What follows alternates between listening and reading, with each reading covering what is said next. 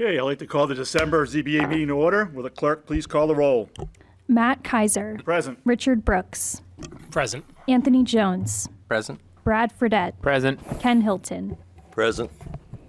Okay, I'd like to appoint Mr. Hilton as a full voting member tonight.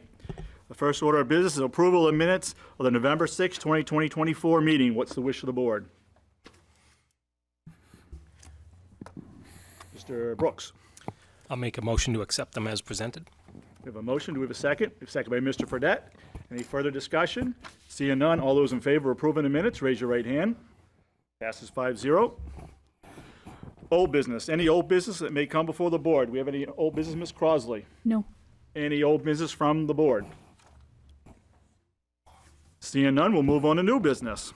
First order of business is 3A. Willie Adrian is seeking a variance from Table 5A1 to allow a duplex with frontage less than 150 square feet on a property located at 349 High Street in a residential/office RO district, Assessors Map 21, Lot 197, ZBA Case 18/2024. I'll open the public hearing. Ms. Crosley. So as stated, the applicant is seeking to construct a 2-unit dwelling on a property without the required frontage. The existing lot is approximately 1.61 acres, which is 70,131.6 square feet, with about 88 feet of frontage. The lot is split between 2 zoning districts, residential duplex and residential office. The residential office district runs 200 feet deep from High Street and into the property line. From High Street, and remaining lot is R2. 2-unit use is a permitted use in both districts and follows the same dimensional standards. This lot is a vacant lot. There was a structure there historically. It was demolished a number of years ago, 2008. It is a non-conforming lot, and it could at least have a single-family lot, but they want to do the 2-unit, therefore they're here to seek the variance. They have addressed the 5 criteria, and the board is able to review the application, take action. Okay, thank you. Any questions for Ms. Crosley? Seeing none, will the applicant please come forward?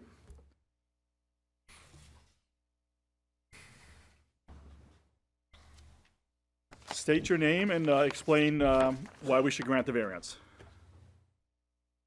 Hi, good evening. My name is Willie Andrian.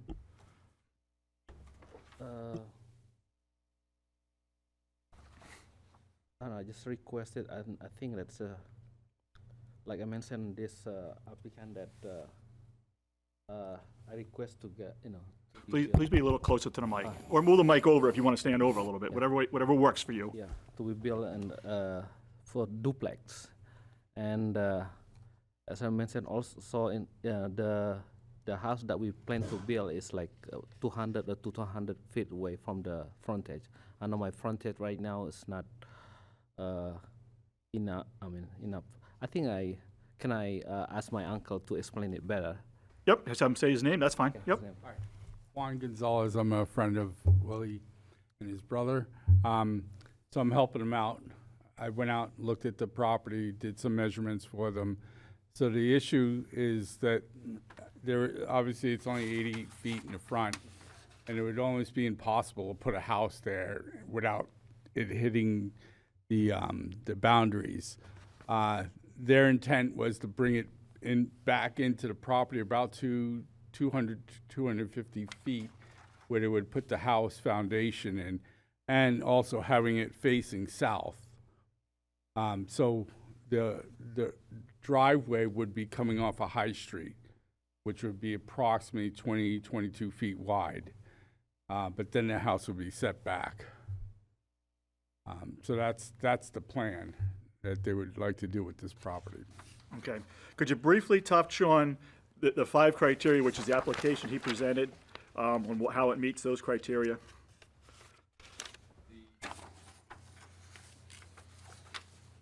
So there's 5 criteria it has to meet to be granted a variance.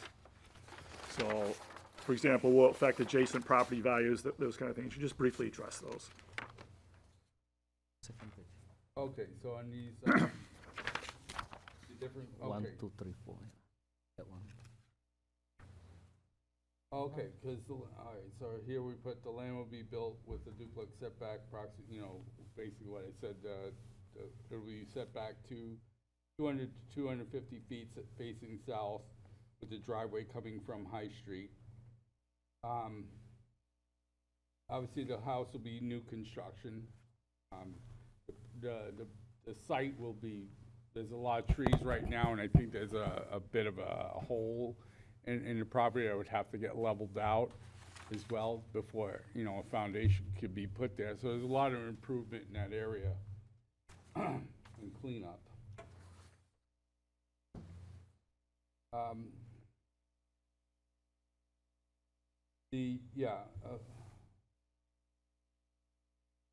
Okay, as I said, the frontage, so I'm going down to 3A now. Yeah, that's So the fine. frontage is just too small for a house. What they intend to build would just be impossible to do. And even if they were to put it in there, even sideways, still facing south, it just wouldn't be feasible to do that. To have the house and then a driveway, parking area, aesthetically it wouldn't look right. And I think it will kind of give some interference to the neighbors in there. And with the way the property is, I told them it's better, I would put it set back. We actually went out there and measured it. Like I said, the whole site would be landscape. Obviously, there's a lot of trees that would come down.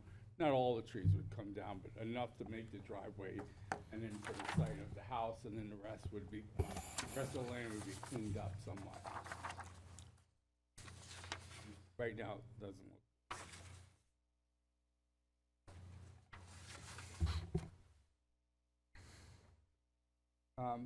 With this, because you're saying that the land's non-conforming, it's just the way it is. I think I saw where the old house was there. It must have been a small place in there, so I'm sure it didn't look good especially with the area. It looks built up nice now.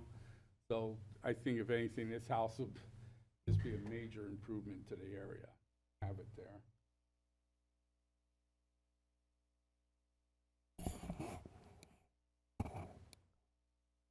Just going down, sorry, excuse me. That's okay. Nope, take your time. Covered everything here.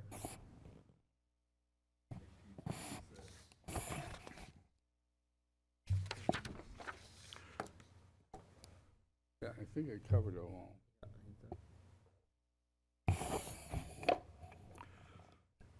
So the process here is, I don't want to cut you off, so I'm just going to help you out here. Okay. Is we're going to allow any abutters who want to speak for or against it to come up and speak. And then we're going to have you come back up, and we're going to ask you questions and work you through it to make sure we understand what you want to do. Okay? And then you'll get a chance to make any final comments. Okay. All right? So just have a seat. We'll see if anybody else wants to come up, and then we'll call you right back up. Anyone else like to come up and speak either for or against this project? Seeing none, don't get comfortable. Come on back up. We just have to give people the opportunity to do that. That's part of the process. All right. Questions for the applicant? Mr. Brooks. I've actually got a question for Ms. Crosley, if I can, first. Looking at the map here, there's a lot next door that's 21-196. Is that a road of some sort, or is that city-owned, or? It's not city-owned. We do have utility easements through it, but not a developed road and not known to be owned by the city. Okay, and is it like a sewer easement, or do we know what kind of easement? Yes, I do believe we have a sewer. I think it's sewer and water, but I can confirm it's definitely at least sewer. Okay, I was just curious. It's just an odd shape and looked like a road, so I just wanted to. If you look at one of the zoning maps, it shows it as a road down through there. So originally, in some plan, it was probably conceived to be a road, but it was never continued on. Fair So enough. now it's just a easement, utility easement. All right, All set, Mr. Brooks? that's good. Let me ask you a couple questions so I can make sure we're all on the same page here. So would you plan on building the house about 200 feet back, or at least 200 feet back from the road? Yes, correct. Okay, so would you be objectionable to a condition on the approval that the house be built 200 feet back? Yeah, I mean, I wouldn't put it any closer towards High Street than 200 feet. Okay. The house you're going to build, would you say that it's going to any way decrease the value of the neighbor's properties? Oh, God, no. No, absolutely not. So would the house do you justice, meaning would it give you a place to live? Yeah, absolutely. So you building the house, will it do anything negative to the city? No. Can you think of anything that would not support the city? Okay. Couldn't think of any. So, now if I'm right, a duplex is allowed in that zone, correct? Correct. It's Okay. allowed in both zones. Right, both zones, okay. So would you say that that lot that you're proposing to build the house is unique compared to the other lots in the area? It is, In that it's very long, it's actually large, yeah, though it is narrow, it is actually a very large lot. right. Okay. And it actually has a jog in it, so you're gonna build that house back further than the jog. Right, yeah, I think it's like 50 feet after the jog.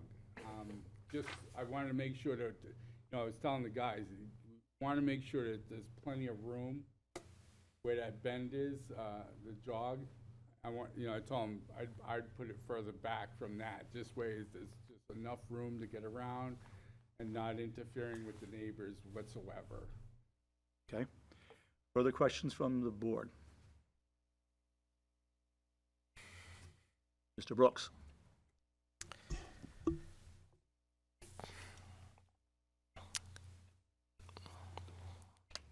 I guess I'm drawing a blank right now.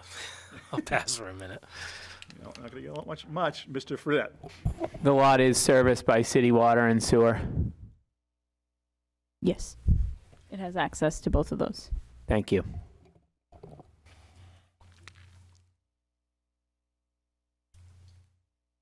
Coming back to you, Mr. Brooks? Yeah. Okay, go right ahead. Would you be able to identify any kind of hardship due to the shape of this property that makes it impossible to comply to the regulations that the zoning has? The only access to this property is on High Street. Mhm. I've walked it from the other side, I forget the name of the road. It's true, not true. This property doesn't touch that road. Yeah, there's a short dead-end road at the far end, but it's still a property or two away. Right. And it's possible to get through there. Mhm. Have it come out. I don't know and even there, I think that frontage would be much less.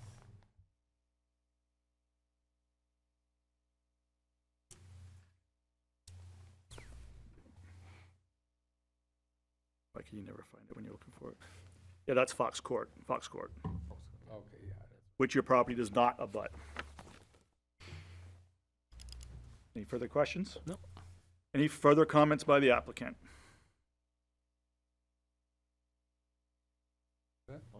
Anything that you want us to know that you haven't stated so far? No? Lots of work to do once this is done.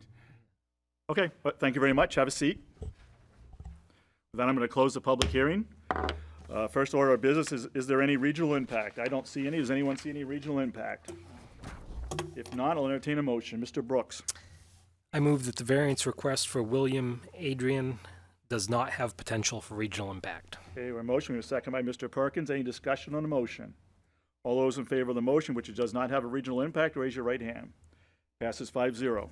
Discussion on the variance. Mr. Fredette. I think this case is a prime example of why this board exists. This lot meets by far all the density requirements. The applicant, I think, is making a reasonable request with the density of what he is building. It fits reasonably in the zone. Fairly large parcel of land. I can see the hardship reality, although we can't take cost into account. In this day and age, that kind of a piece of land, trying to put a single family dwelling on there would be cost prohibitive, or could be cost prohibitive. I am fairly familiar with the parcel. It's been vacant and for sale for a long time. I think a duplex is a reasonable use of a piece of land, and granting this far outweighs, the benefit of granting this far outweighs any gain that would come from essentially deeming this property potentially undevelopable. Further discussion? Mr. Brooks? I would agree. This is just a clearly deserves a variance, in my opinion. The fact that it's such a long, slender shape, I mean, it's the size of about 6 lots if you compare it to the ones around it, so it's certainly unique in its size. The fact that it's got a very narrow entryway off the road creates the hardship where, you can't build out near the road very easily. You can build back in, but you've also got more than enough land to meet the density, all the other requirements. Simply the road frontage is the one thing here. And this is a pre-existing lot. It's not like it was just formed to this shape. It's been this shape for years.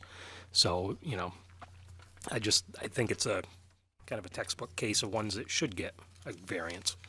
Yeah, I would agree. I think it meets the hardship criteria. I think the lot is unique. We're trying to meet the density requirements, which is just based on frontage, but if you look at the size of the lot, it has extreme lot. I would suggest that we put that we go with the applicant and we put a stipulation that it has to be built at least 100 feet back or beyond the jog of the lot, so there isn't any crowding in there. It serves the purpose of having the neighborhood not be crowded or in that short section or that narrow feet. section. Yep. So I think the jog's at least probably about 60 feet back. They want to build 200 feet back. It's 100 146. You're Yep. right, 146. So I would say 150 feet back, or if the board wants to go 200, that's fine. I think the applicant's asking for 200. I say we give the applicant what they're asking for, because by the time they meet they'll meet front setbacks, but in order to get the building to fit, they're really going to have to be in that area anyhow, and they're probably going to have to build lengthwise. So whatever. Okay. 200 seems reasonable. All right. Any other discussion? All right. Chair entertain a motion. Mr. Fredette? After review of the application, the file, and all the information presented to the board, I feel that all 5 criteria have been satisfied for the reasons discussed, specifically the shape of the lot and size of the lot relative to the frontage meet the hardship criteria as discussed, and I move that the request of Willie Andrian for a variance from Table 5.A.1 to allow a duplex with frontage less than 150 square frontage to allow a duplex on a lot with frontage less than 150 square feet on a property located. 150 feet. Sorry. All right, sorry. Not the square, just feet. Sorry, yep. 150 feet of frontage on a property located at 349 High Street be granted with the following condition: that the structure be constructed at least 200 feet back from High Street. The front line, yeah. Okay, High Street, that's fine. We have a second. Second by Mr. Brooks. Any discussion? Oh, Mr. Jones. I would just offer to the board to amend the motion on how that 200 feet is measured. Either that's the right-of-way, the pavement. I think High Street is a little vague. Yeah, I'm glad you brought that up. I couldn't come up with the phrasing fast enough. It should be 200 feet from the right-of-way, because the right-of-way at High Street is probably... Well, the right-of-way there's a right-of-way on the side, so I wouldn't say right-of-way. No, the High Street right-of-way. So what's the city right-of-way on High Street? Probably 15 feet, 20 feet? I would suggest just saying from their front property line. From You their could front property say line, the okay. property line that abuts High Street, if you're wanting to clarify that that's the one that you're indicating. So front property line Front property line where it meets High Street. on front. Do you agree with that? So it's a friendly amendment. Mr. Hilton? There's 2 points on that. If the one point is 146 feet, the other one would be much less. If, depends on which point on that property line on High Street you're going from.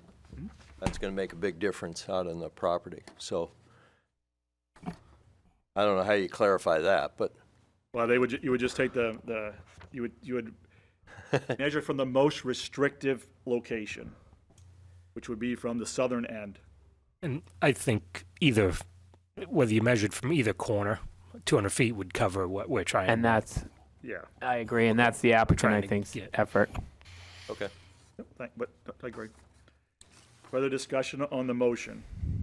Okay, so we have a motion to approve the variance with the limitation that the house be built 200 feet from the High Street right-of-way. All those in favor of the motion, raise your right hand. Motion passes 5-0. Your variance is granted. All right.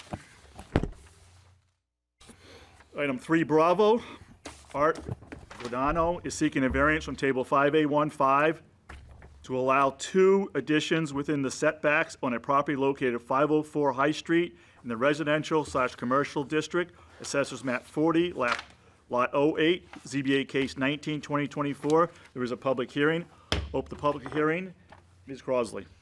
Okay. So, as stated, the applicant is seeking to construct 2 small additions to provide accessibility for ADA and improve the delivery of services for patients. The 2 additions are, one is 238 square feet and the other is 146 square feet. These additions would be within the setbacks of the property. The applicant was before this board in 2022 seeking a very similar variance. I think there's just a slight difference in the square footage of the additions. They did get site plan approval for those additions, but because it's been 2 years, 2 years and a bit over 6 months, the variance and site plan have both expired at this point. And so they are going back through the process, and there's been a little bit of changes, but they have addressed the 5 criteria, so the board can take action on this application. Okay, any questions for Ms. Crosley? Seeing none, will the applicant please come forward and explain why we should grant the variance?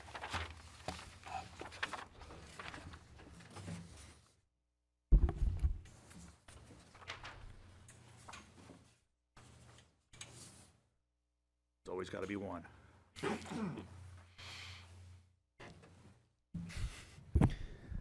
Good evening. I'm Art Guadano from AG Architects, representing Dr. Clarizio this evening. As was mentioned, we're seeking a variance because of setback criteria. The property, 504 High Street, was built in 1970. The doctor's been in here since 1988, so as a medical dental practice, it's a permitted use. It's been there for 36 years in the residential commercial zone. The site is less than 1/4 of an acre. It has a 50-foot front setback. This is High Street right here. These are properties on Cohen Drive back here. The property, 50-foot setback is all the way to this pink area here. 30-foot setback, 30-foot setback, 30-foot setback. Could you use the mic, the portable mic, when you're away from the other one? Thanks. So the only buildable area on the property with the zoning in place today is 327 square feet. The entire building basically does not comply with current zoning. The additions, this one here in the rear is it's an expansion of the building to include an operatory that provides better access for accessibility for patients, allows some renovations inside to create an accessible bathroom and a sterilization area. So trying to improve the function of the practice. This area in front here includes an exterior lift under, this would be a roof, an extension of a roof right here over a lift. It moves the entrance from the parking lot right here to the side so people are not exiting directly into the drive lane of the parking lot. And then the lift allows them to come up to the other door where they can get in at a slightly higher, there's several steps here, at a slightly higher level. So it creates ADA accessibility into the building. Just a larger plan showing what's going on in terms of the lift, moving the entrance from here to around the side here. This is the 238 square feet, I think it was, is a roof area. It's not an enclosed area. The other expansion is in the back right here. The setback variances required are the side setback here. We're no closer to the property line than the current building, which is 8 foot 4 inches plus or minus there. Same thing with the front addition here for the roof. It's approximately 28 feet back, again, further back than the current here. So we're not increasing the nonconformity of the building. In terms of addressing the criteria, number one, would the proposal would not diminish surrounding property values. The High Street area here has a number of other commercial buildings, similar size and scale, with similar non-conforming setbacks across the entire area. There are also some larger commercial facilities further north and directly across the road. Directly to the rear, screened by a fence, are residential properties on Kelwin Drive. And this building is very similar in scale to the residential property, so it provides actually a nice buffer from High Street for these properties on Kelwin. Improving the accessibility and the usability of the dental office will certainly increase property values for both the dental office and the surrounding properties. The site, as I mentioned, serves as a buffer and helps protect Kelwin Drive from the larger commercial properties and traffic on High Street. Second item, explain how granting the variance would not be contrary to the public interest. The practice has been here for 36 years, since 1988. High Street is now a 4-lane divided highway with commercial uses, including numerous buildings on small non-conforming lots just like this one. It's a permitted use in the RC zone, and after 36 years, he more than needs to make improvements to meet the ADA and accessibility for patients and to continue to function after 36 years since it first opened. The current zoning that has since been established created the setback problems that were not in place when the building was originally built. It is in the public interest to allow this because the lot is basically unusable because there's no land area to build on based on the setbacks. The proposed entrance, in addition, enhances the use as a dental office, creates critical accessibility for patients, and it's actually something that the ADA requires in terms of a commercial facility like this, making improvements to meet the ADA. It will also allow them to function properly with modern and meet more modern day standards and improving the service brought to the patients. The rear addition is small in size and doesn't change the overall scale or character of the building. Here, there's several views. The front roof area with the lift underneath the roof area is right here, so it's just extending the roof out over that entranceway. On the rear of the building, this is the addition to the rear, and you can see that that is no higher than the existing building right here. So the scale and character of the building remain the same. And then this is technically not maybe a zoning issue, but moving the entrance around to the side and getting it out of the driveway right here certainly improves the safety for patients because currently they walk out directly into the drive lane and traffic right there. So in that sense, these improvements certainly enhance the public interest. Number three, how the literal enforcement of the provisions of the ordinance would result in an unnecessary hardship owing to special conditions of the property that distinguish it from other properties. And that there's no fair and substantial relationship existing between the general public purpose of the ordinance provision and the specific application of that provision to the property. The zoning ordinance requires 40,000 square foot properties. This one is 1/4 acre, which is less than 10,000 square feet. The setbacks are much larger, as was pointed out here, and that's true for all the properties right in this adjacent properties.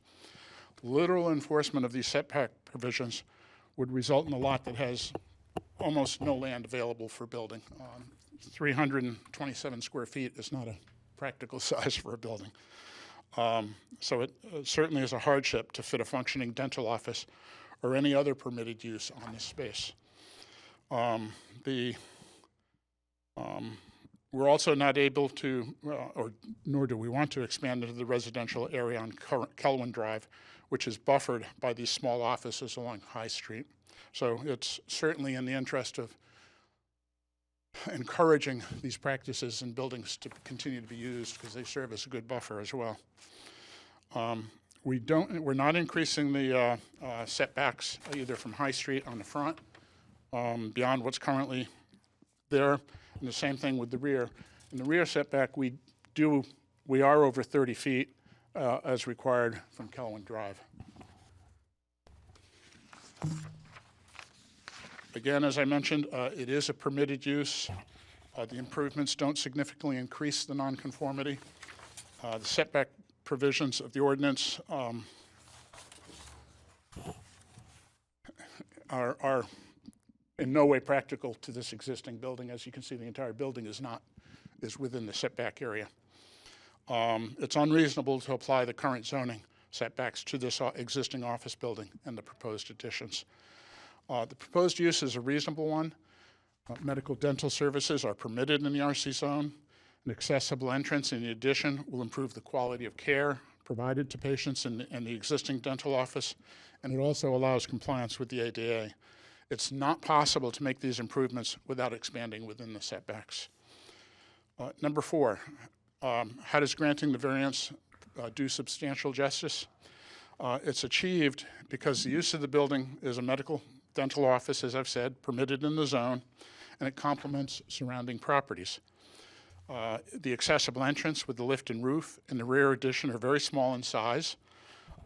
They maintain the scale and character of the existing building, and other commercial properties in this section of High Street are comparable in scale and setbacks to High Street and Kelwin Drive.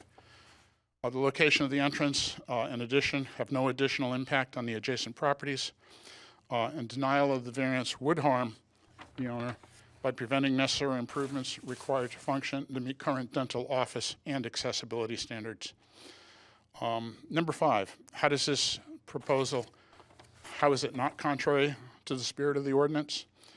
The zoning ordinance setbacks for this small existing lot and building that predates the ordinance. The ordinance now creates an addition where the lot's unusable and almost the entire building is non-conforming.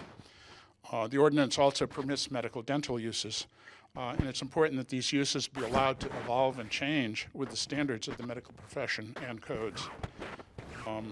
These improvements would allow that to function and serve the public, and it's not contrary to the spirit or intent of the ordinance.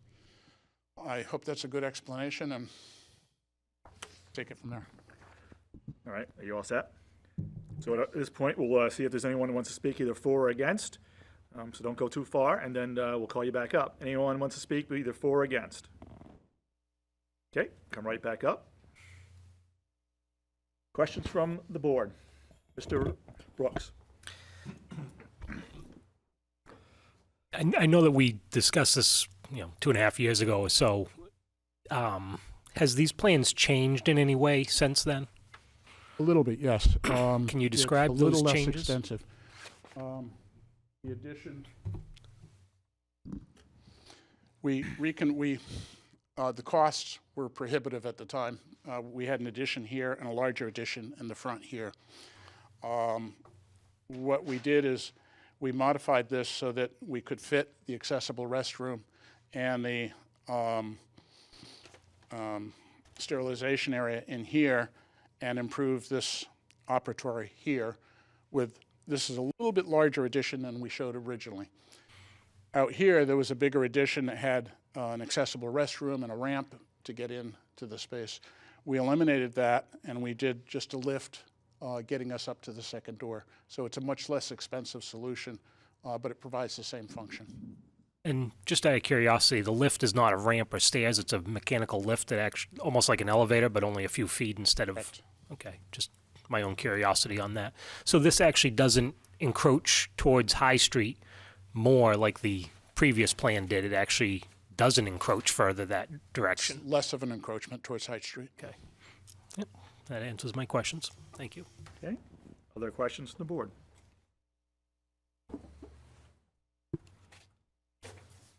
All right, you got to help me a little bit here. Okay, so as you know, if you might have experience in this, hardship is always the tough one for the board.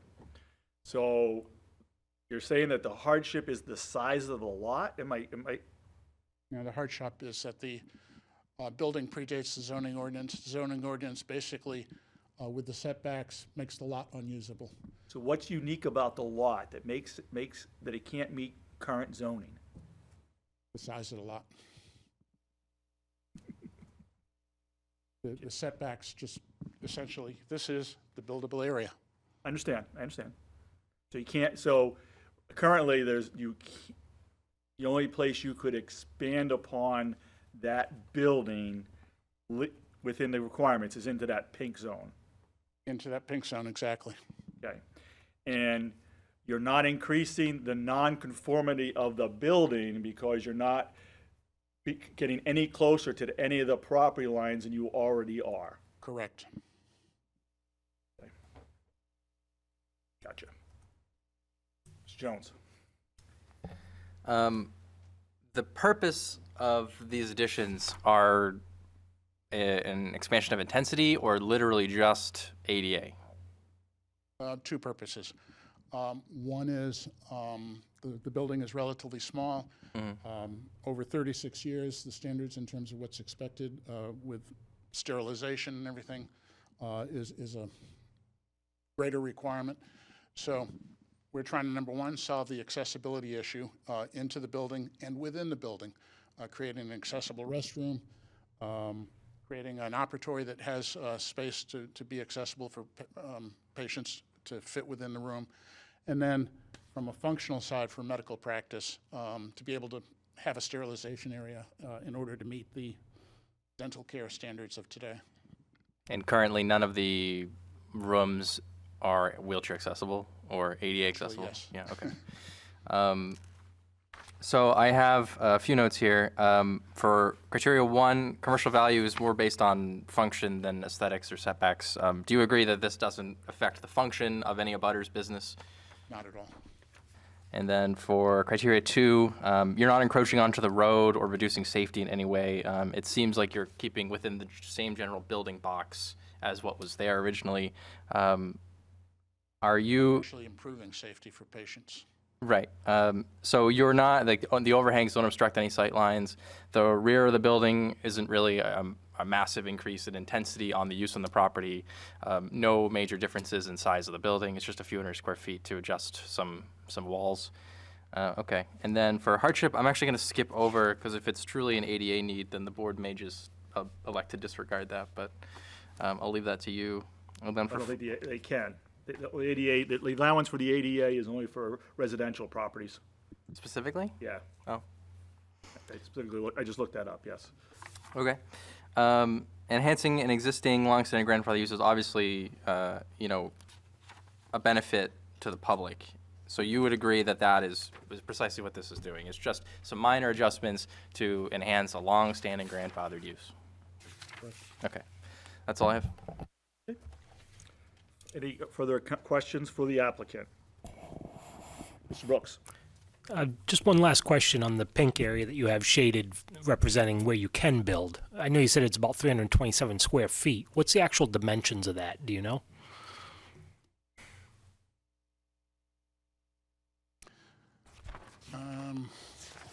I don't have it dimensioned.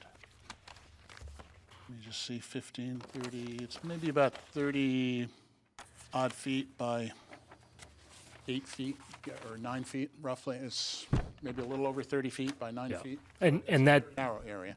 yeah, so even the smallest mobile homes wouldn't even fit on that lot. In that area. Yeah, so, 327 square feet, like you said, it's not even a reasonable size building. And I would have to agree, that's tiny. I truly think that represents a hardship. Not even sure a tiny home would fit. Further questions for the applicant? Last comments by the applicant. I'm good, thank you. Thank you very much. Have a seat. Close the public hearing. First order of business, is there any regional impact? I don't see if there's any regional impact. Does anyone disagree? With that, we'll entertain a motion.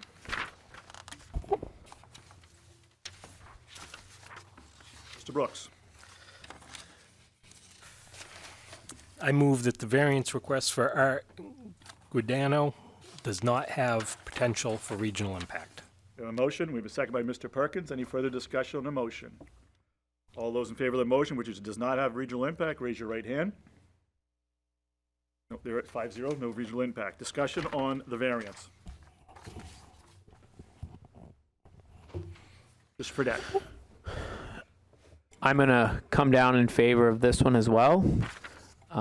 You have a long-standing business who really has tried to do everything he can to minimize the impact. I would say the size of the resultant building is not going to be big enough that he is going to add partners or anybody else to the practice. We don't know that for sure, but I don't see where the intensity is going to change.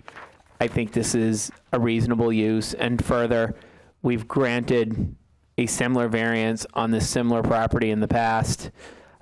I think it would be inconsistent not to grant the variance tonight. Okay, further discussion. Mr. Brooks. I agree. I certainly am in favor of this. I was sitting on this board when we heard this, 2.5, 3 years ago, whatever it was.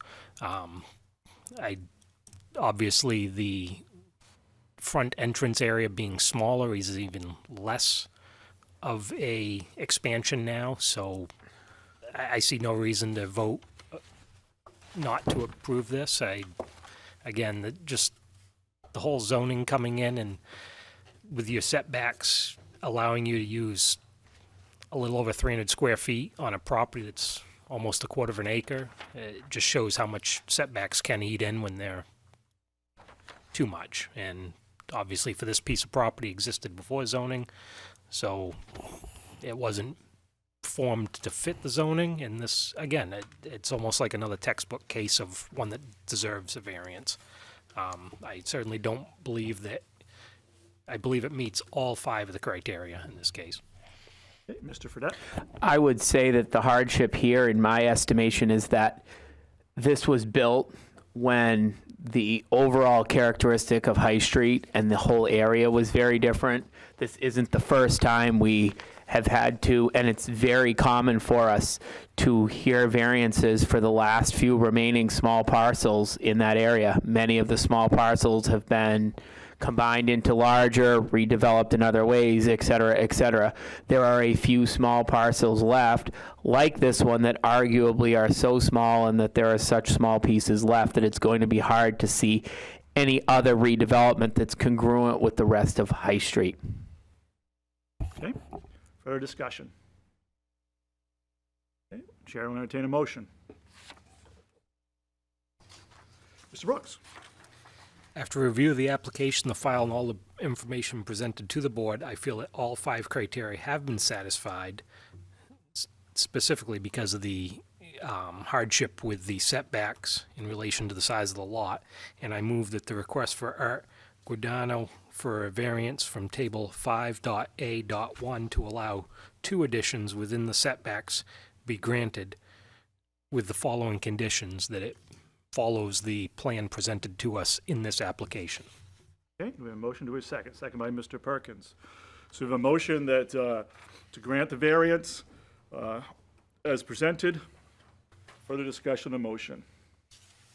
I will not be supporting the motion. I don't see that the size of the lot meets the hardship criteria. But any further discussion? All those in favor of the motion, raise your right hand. All those opposed, motion passes 4-1. The variance is granted.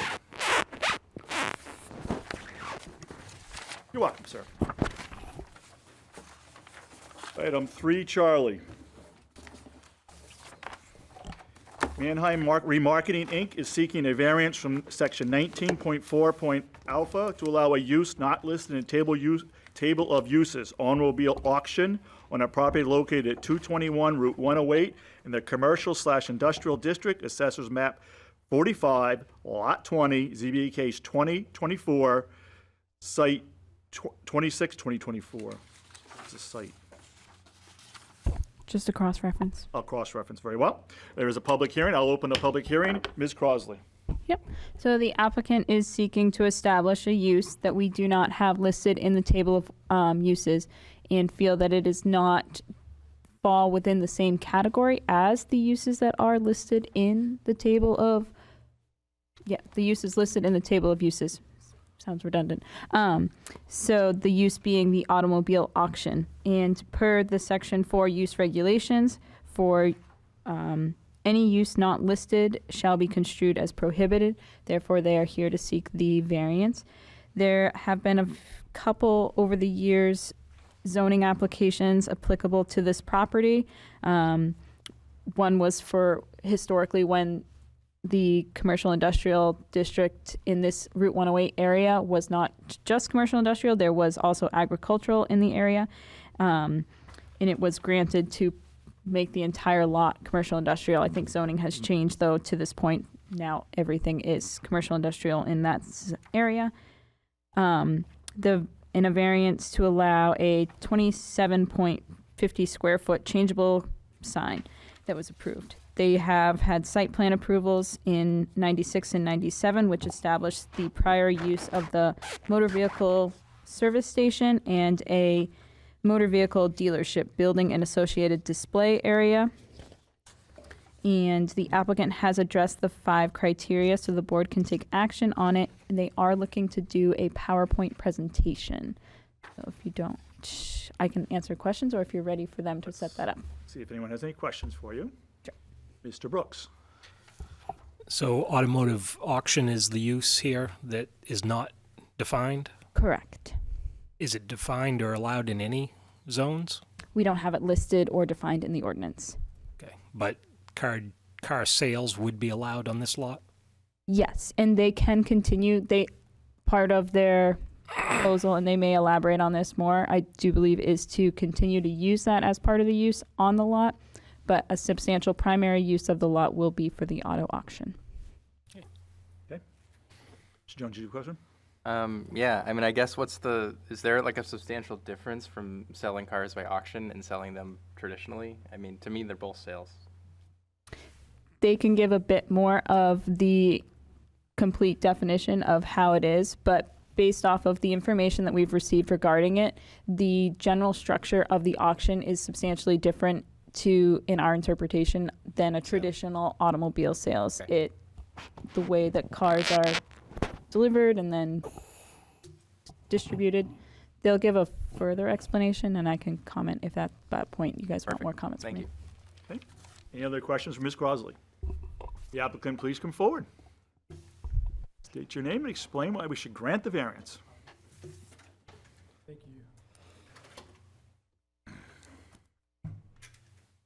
Is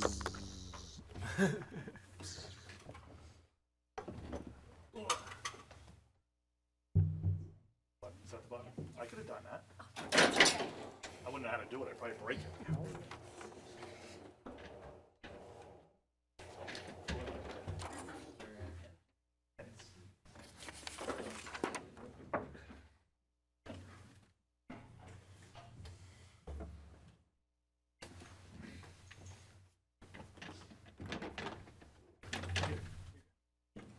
Skip the power, I think, Dana. I think it's full down there, so we'll,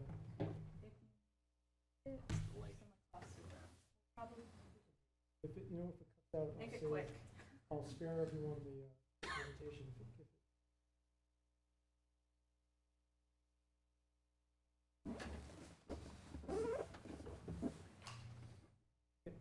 Great.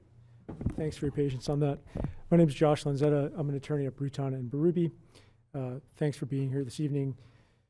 I represent Mannheim Remarketing tonight for the variance that's tabled before you to allow an auto auction use on probably a property that we're all pretty familiar with. This is property out at 221 Route 108.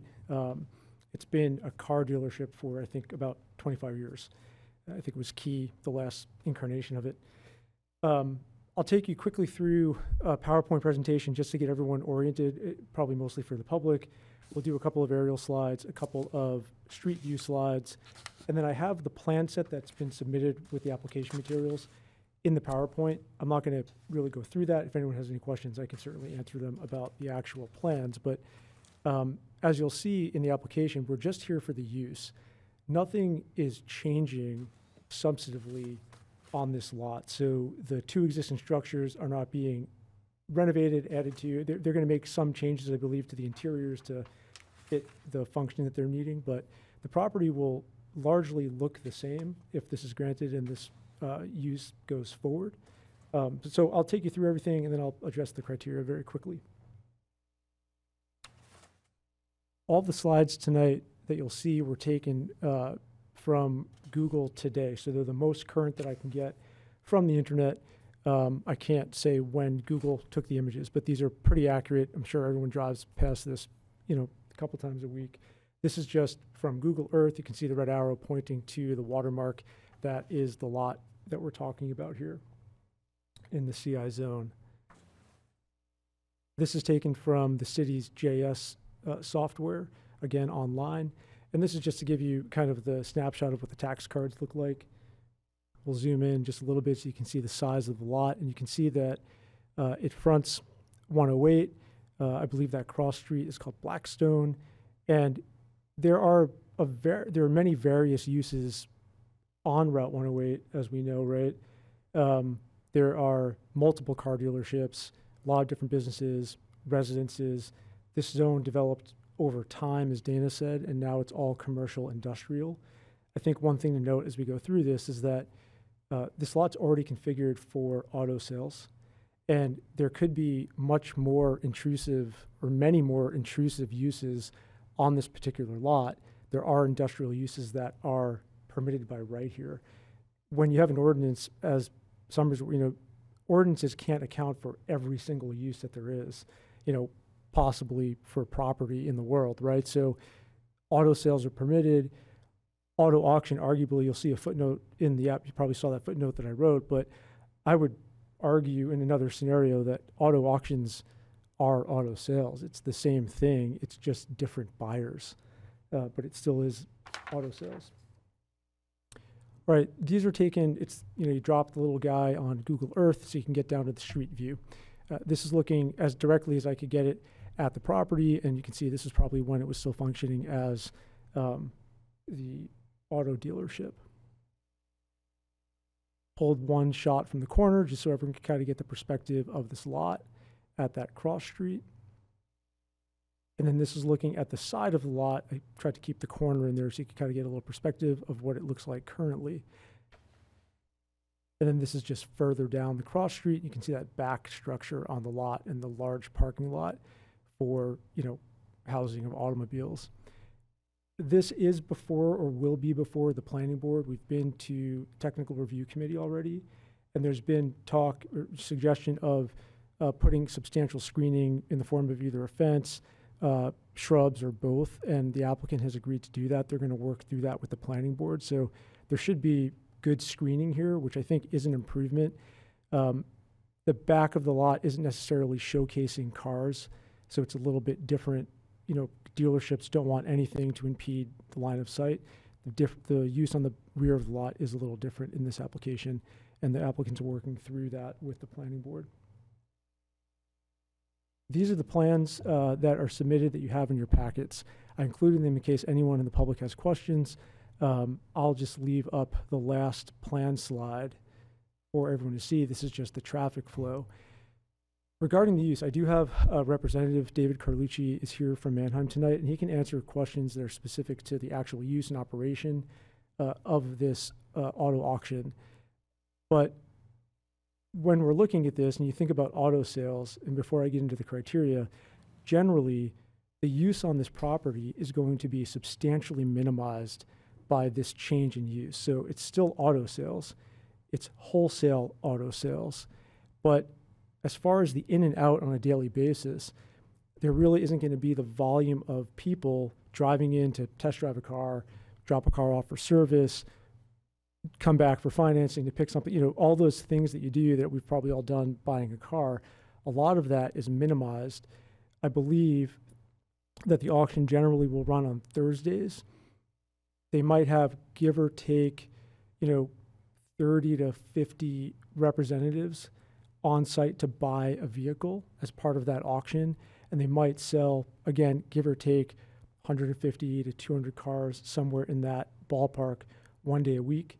It's my understanding that, and Dave can answer the specifics, but generally my general understanding is that, there might be car transport vehicles coming in and out of the lot throughout the week at different intervals during business hours, but their use generally is substantially reduced from that of an active car dealership.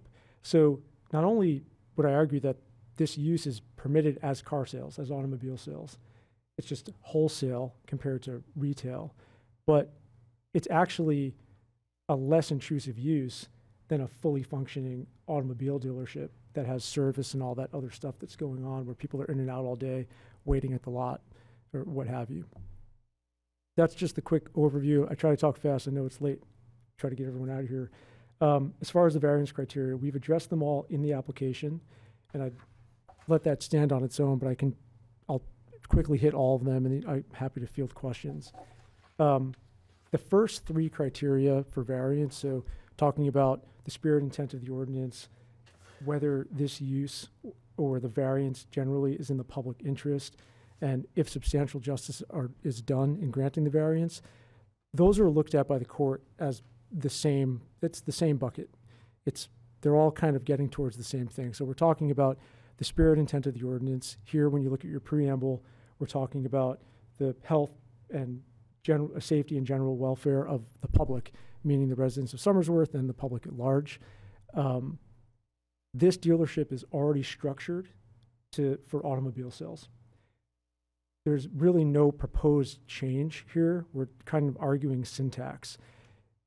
The Route 108 corridor is a commercial and industrial zone, and this is one of the less intrusive uses that is permitted in this particular zone. So it's directly in line with promoting the exact thing that the city is trying to do with the Route 108 corridor by having, and when you look at the definition of CI, strip development that is forward-facing on Route 108. And that's exactly what this property is designed as.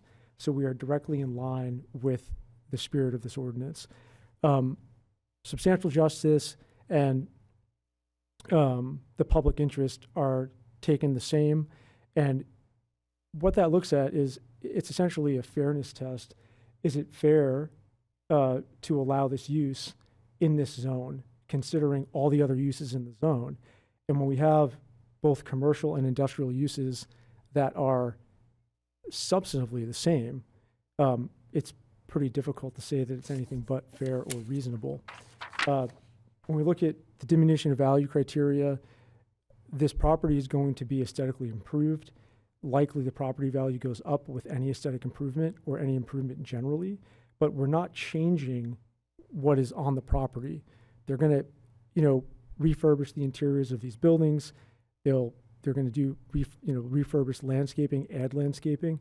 That improves the aesthetics. It should improve the value over time, but we're certainly not diminishing the value because we're really not changing the property in any way. And then the fifth criteria, so everyone says unnecessary hardship, right? But so what is that? It's a reasonableness test. It's just a basic reasonableness test, and that's why there's an or in the statute and in your application. So we're looking at unnecessary hardship, which I think is generally misunderstood. Many people think, okay, the property, something at the property is creating, there's a hardship on the property that we have to account for. That's actually not the test at all. The test is the ordinance as drafted creating an unreasonable condition and limiting unreasonably a particular use on a property? And here, this use is basically here already. We're actually reducing the volume in and out of this property. It's infinitely reasonable for an auto auction at a property that is already uniquely designed to accommodate this exact use. it would be unnecessary to limit the applicant from using the property in this way. And the hardship is that they wouldn't be able to use the property in the way that they would like to. But when we look at it, we're talking about reasonableness. It's a straight reasonableness test and criteria too in that subpart. And I believe, or I'd assert respectfully, that this is very reasonable. It's auto sales, it's a wholesale auto sale, and we're reducing the volume and use of the property generally. So that's as fast as I could go. I'm happy to answer any questions, and As the process goes, we'll have you step aside and we'll see if there's any abutters who want to speak either for or against, and then we'll have you up for questions. thank you very much.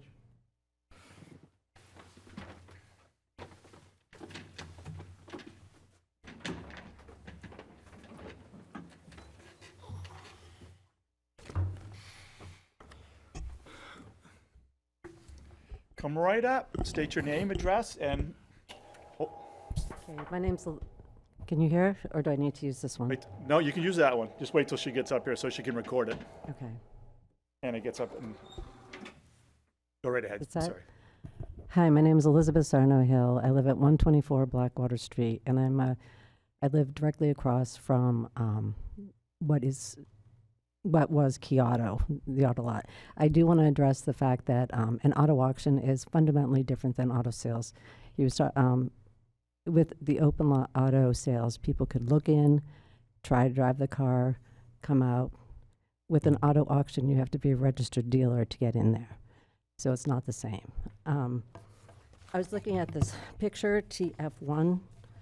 So on TF1, it talks about putting a property fence around the property, a chain link fence around the property, plus a guardhouse. I drove up and down 108 on Somersworth property. There are no other businesses with a chain link fence in front. So that fundamentally is just steps, it's like beyond what any other, doesn't match anything that's there. I know the gentleman before me talked about some sort of planting. In this plan, there's no mention of planting. There's none. So this is what I'm going off of. So the automobile auction will diminish property values. The auctioning off of an automobile, it will, I want to say pierce, but it will certainly come into neighboring houses like my house, and I won't be able to enjoy the house. And he says Thursday, could be more, I don't know. And the dropping of cars, loading and unloading of cars. So they enter on 108, and it looks like, based on the plan, they're going to exit on Blackwater. That's an extremely busy intersection. I'm going to say that I'm very concerned. I live right across the street from it, and it concerns me how wide their turns are going to be, what's going to happen with other cars. I know I'm speaking really fast. I am nervous. Let's see. So I have, okay, and I have to say too, you know, property values, not only do you have the noise coming in, the calling going out for the auction, What was that again, ma'am? What was this thing? What'd you just say? Oh, I could not only, I said the auto auction is different. It does, you know, as I said, it does impact property values. You have the constant calling out of numbers like as an auction. Again, we heard one day, do we know that? No. And that auctioning off, you know, as I said, I mean, that certainly is detrimental to anyone who's looking into buying any of that property. It'd be detrimental to people that live there. And again, that chain link look, you know, we hear that they're going to do some sort of landscaping that's not in the plans. So I have to go by what I see. So it's not in the public interest at all. I think I pretty much covered it all. I know it's kind of all over the place. If you have any questions on what I just said, please ask. Can you do that? No, you just get us present what you have. We Okay. only ask questions of the Okay. applicant. Well, hopefully I've been clear enough. As I said, I have great concerns about the use of the property. And, you know, only dealers can go into an automobile auction. He said 30 to 50. If you look at the spaces allotted, I don't see space here for 30 or 50 dealer cars. It's just that small section there. So I don't know, they're going to be parking on Blackwater? I have that question too. They're going to be blocking my driveway? Anyway, Thank you, and I hope you consider this. Bye-bye. Thank you. Anyone else want to come up and speak? Come on up, sir.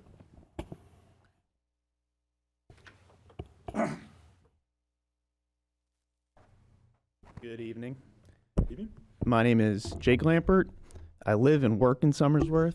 I interact daily with Mannheim as part of my work, working closely with many of their locations as a consumer of their services. They're a large company, employ tens of thousands of employees across the nation.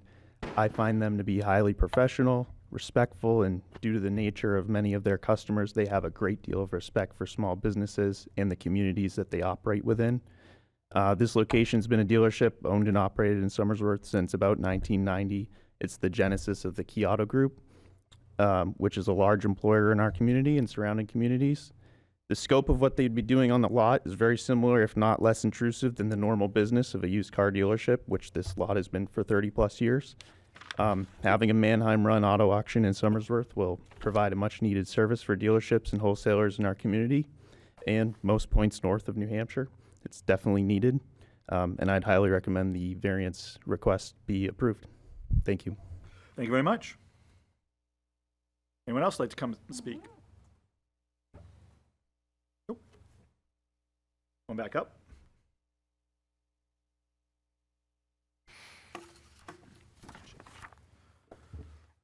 All right.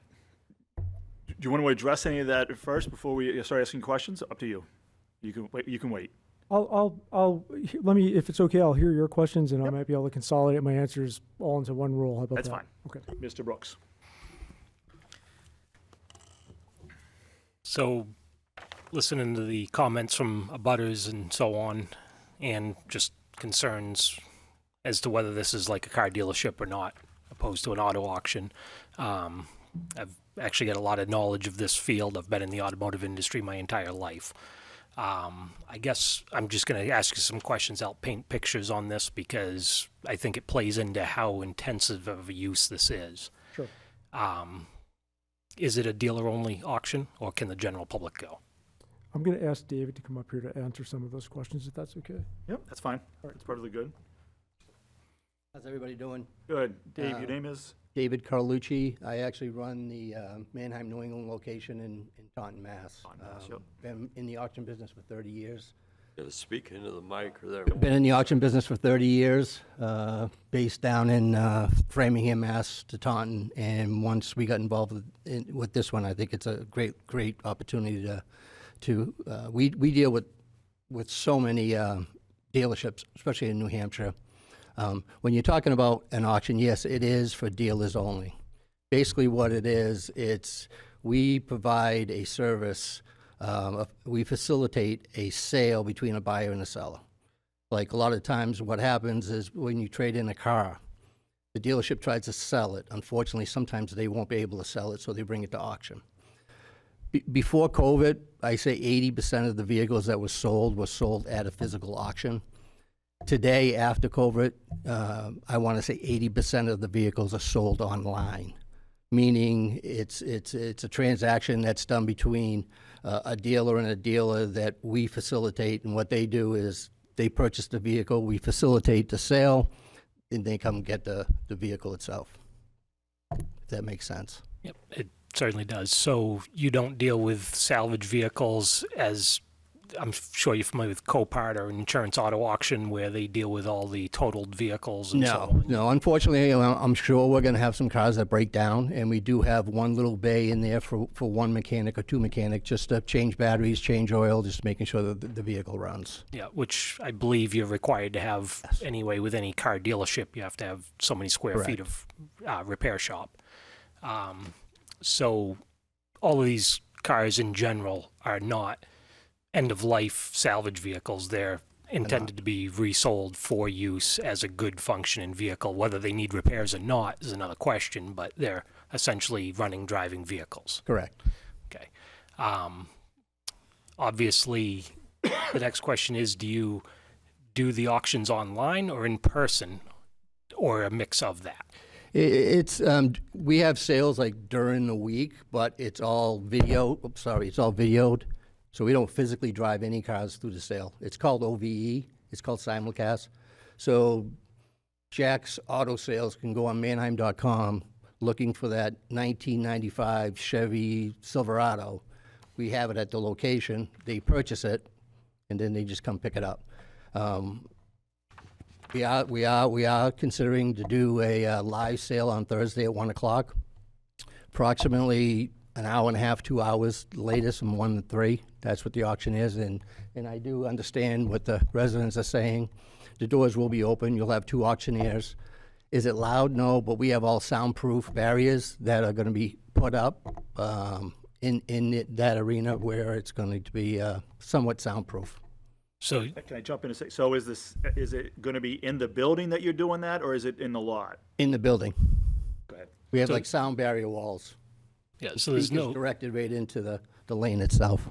loudspeakers outside No. where people standing No. around can know what number's next and get over to that vehicle. Correct. Should they be on site.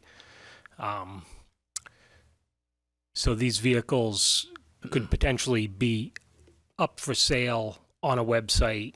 When they sell, they get moved out, and then maybe residuals that sit around too long, you actually have an auction once a week Correct. to just move them along, whatever the cost may be. Correct. Do these cars typically get driven to and from the site, or do they get transported to and from the site? It will vary.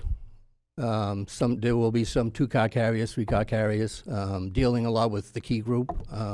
They're physically going to be driving the cars to and from Would to you the say location. would you say car haulers, as in like the tractor trailer style 9 or You so might get a cars? 9-car carrier in there, but if you look at the way the lot is, it's definitely coming in on the left side, so it's not going to be exiting on that street, what's it, Blackwater Road. Yeah, it's not going to be exiting, because that one thing that we didn't want them to do, we didn't want them to exit where the residential homes are, so they're just going to be turning around in the lot and going out on 108. So they'd actually enter off 108 and exit off 108. And which I can appreciate that. I see too many times these car haulers unloading on 108 at other car dealers, and I hope that planning board will take note of that and make sure that doesn't happen. I think it's a safety concern in a serious way. So basically, most of these sales are going to be through the week, quietly done, not with loudspeakers and a large crowd there. No. The Thursday auction could, if it is Thursday, whatever day you decide, I get, is the parking area out close to 108 the intent to have anybody that's on site for the auction to park out in that area, or where would they park? They would park in the front building. Yeah, so out near 108. Yeah, and talking about the fencing will go behind that first building. So the front building, you'll see on 108 like a regular building. The fencing will be behind that. And the reason why we do that is for security purposes, because a lot of these vehicles do have keys in them. You know, we do have security on site. But, yeah, that's why the purpose of the fencing is for security. Is the fence going to be all 4 sides around the... On the plans, I think it is, yes. Okay, It is on the plans. Yeah. I know some auctions have an electric fence because security is so important, so I can certainly appreciate that. I think that answers all my questions for the moment. If I may, and to that point too, we're going to work through that diligently with the planning board to make sure that we kind of hit all of those rubrics: screening, fencing, traffic inflow, outflow, safety. So Yeah, I certainly agree there. That's more their wheelhouse than ours, but we get talking about auto sales. It certainly is auto sales, but it's a different form of it. So I just wanted to kind of get a picture of how different this would be. No, absolutely, and happy to answer those questions now for the concerned abutters. It's a tricky thing because the ordinance doesn't actually provide for this in any Somersworth zone. So it's effectively prohibited in the entire city, which is, that's hard to deal with for any applicant. And as I said earlier, the sales are between dealers. There's no retail at all. So if I could expand upon that, you're going to have to get closer to the mic. So it looks like you were going to have, I thought you were going to have some your cars in the front lot, the dealership lot, that you would sell to the public. Yes, no? That's not true. It's not true. So none of the cars will be sold to the public. Negative. Okay. Sorry, I'm misunderstanding that. Okay, Mr. Fredette. Mr. Brooks touched on this point, and I know there's no perfect answer to this question, but what is the average year range of the vehicles that you're reselling? It varies. I mean, we're usually seeing 4 to 10 years. We're in 2024 right now. We see a lot of like 2010s to 2017s right now, with the average 100. Now, we were just talking about this earlier. The mileage is about 80 to 100,000 miles now on these vehicles. We might get an old classic that comes in. We also have the opportunity to sell a $400,000 Lamborghini. It's all based on what the dealer wants to sell. Thank you. So looking at your site in Taunton, I see that there is some residential buildings across the street, and I see that there is some screening between, at least along where the residential are. So would you be against the stipulation that you put in some screening? Yeah, not a problem at all. Yeah, and that's the reason why we decided to do that, because on William Street, where Taunton is, and we put the fencing up, we put the shrubs up, so you're not looking at cars 24/7. You're looking at some shrubs. Right. Because I don't imagine, and I'll just throw it out, so you can, if there's a comment you want to make, if this board does put a limitation, I would try to make it just a generic screening or buffering, and the planning board would specify the specific, whether it would be shrubs or whether it would be intertwined lattice in the fence, so that those houses aren't looking either a chain link fence, all the time. They have a better view, shall we say? And a view is very subjective, different people. I'm good. Yeah, I know exactly what you're saying. Yep. Yeah, Mr. Jones. Oh, go ahead. And I would say we agree. I think we're working towards that already. So. Yeah, Mr. Jones. I think I want to dive into the definition of automobile sales. You have that definition, I assume. It's not defined. I'd be happy to read it for you. Sure, okay. Any building, land area, or other premise for the display and sale of new and associated used automobiles, panel trucks, vans, trailers, RVs, and including any warranty, repair work, or other repair service conducted as an accessory use. You said you're keeping the service garage that's already on the property. So that is an accessory use to the wholesale of vehicles. Right. Yeah, it's basically to maintain put a battery in it, flat tire, and just the basic mechanic. We're not changing an engine or doing a transmission. No, right. I feel that in my read, it doesn't necessarily stipulate that this is required to be sold to the general public. What do you think of that definition of automobile sales? And that's so.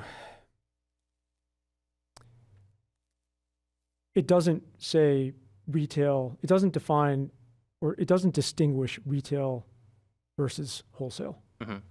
And that's what we're talking about here. So I do think that there's a cogent argument to be made that automobile sales are permitted already in this zone, which if you look at the purpose of the zone and then all of the other uses that happen to be automobile sales, whether used, new, or even service shops in that particular zone, even on that particular corridor, it would seem to me that it is automobile sales, which would negate the need for a variance in this situation.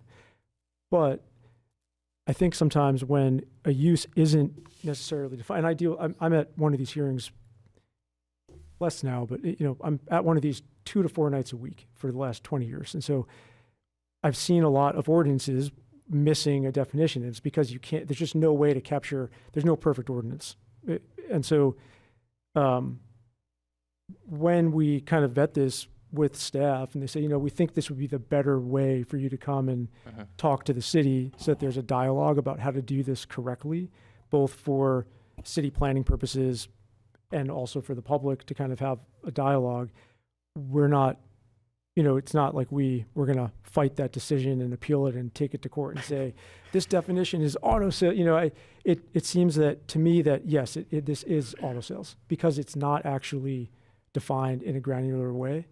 But nevertheless, we're here, and that's why I've reserved our rights in our filing, but we are here asking for the variance because I think that's the easier course of action.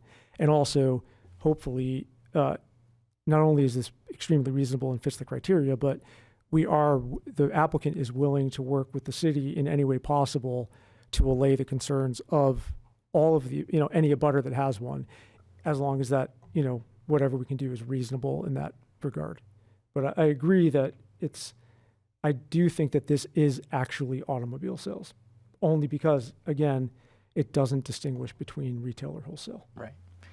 I think we touched on the noise and the screening already, but I guess just one other clarification on the screening.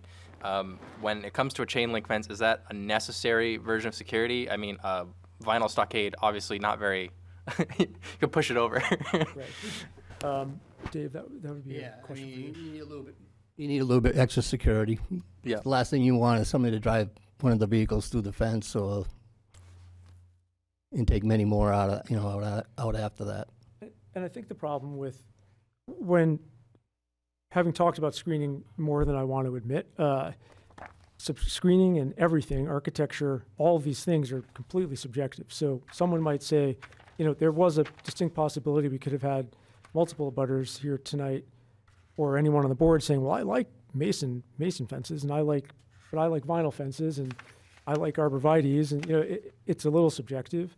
And so if the purpose is security, but that we can then kind of temper that with shrubs, bushes, plantings, whatever that might be, color even, that's probably the best result for a good aesthetic or better aesthetic appeal in that particular location. No, I think it's a good answer. Thank you. Further questions for the applicant? Mr. Brooks. Talk about subjective. I'd rather see the vehicles. Just my opinion. But anyways, I almost wonder if this isn't similar to a flag we did recently where we just decide that we don't need a variance in this case, because I would agree the use I think is defined. Could it be tightened up? Maybe, but how would you rule this out? And I don't think it really is all that different either. Just your facility might be a little different, whereas you're a little more worried about security, wanting a fence, whereas a car dealer wants the visibility. I see that as really being the only significant difference here. I guess the way the sales happen are different, but whether you do it online, people walking in, it's still various versions of the same sale. I don't see it being detrimental one way or the other. My biggest concern, I guess, would be the traffic, car haulers, whether they be the 2 or 3 place or the larger 9 place that is like a tractor trailer. I could see that being a concern, but again, this would be something the planning board would flush out, not really our place for that. So, I guess we would certainly entertain the motion if someone were to motion to withdraw the variance and just move to planning. I think either way, the concerns that I'm hearing they're affirmatively going to be addressed. We've already spoken to technical review about them, to staff about them, and the applicant has been very willing to, basically say yes to whatever the board is asking them, as long as that's reasonable. I agree, even the online portion of this, most people, we were just talking about this, and I was learning a little bit about their business, but, I just bought a car for my wife, and we bought that car online. The whole thing was online, and we scheduled it, and we picked it up after a couple of, that's an auto sale. So either way. So I get a question. So how many cars do you envision would go through your lot weekly? We already did an analysis. You're talking about 200 to 250. And That's how many we're hoping. That's the capacity that we can store at that location. Right. And just for a difference, if that was a car dealership, how many cars do you think they would turn over in a week, in your experience in the car business? Maybe 50 to 100. Okay. Very good. Mr. Brooks? Yeah, I lost my train of thought for a second. Okay, Mr. Fredette, did you have a question? No? Okay.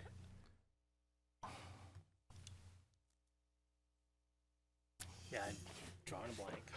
Tough night for you tonight. It is. Other questions for the applicant? Okay. Any last comments by the applicant? No, we're asking to grant the variance, but I think that, the there could also possibly be a motion if the board sees fit to withdraw, or, that there isn't one required, and we would continue through with site plan as required. I think that it's the same result for us. So, Yep, understand. that's all. Hey, Mr. Brooks, I had a question. oh, I'm sorry, Mr. Hilton, go right ahead.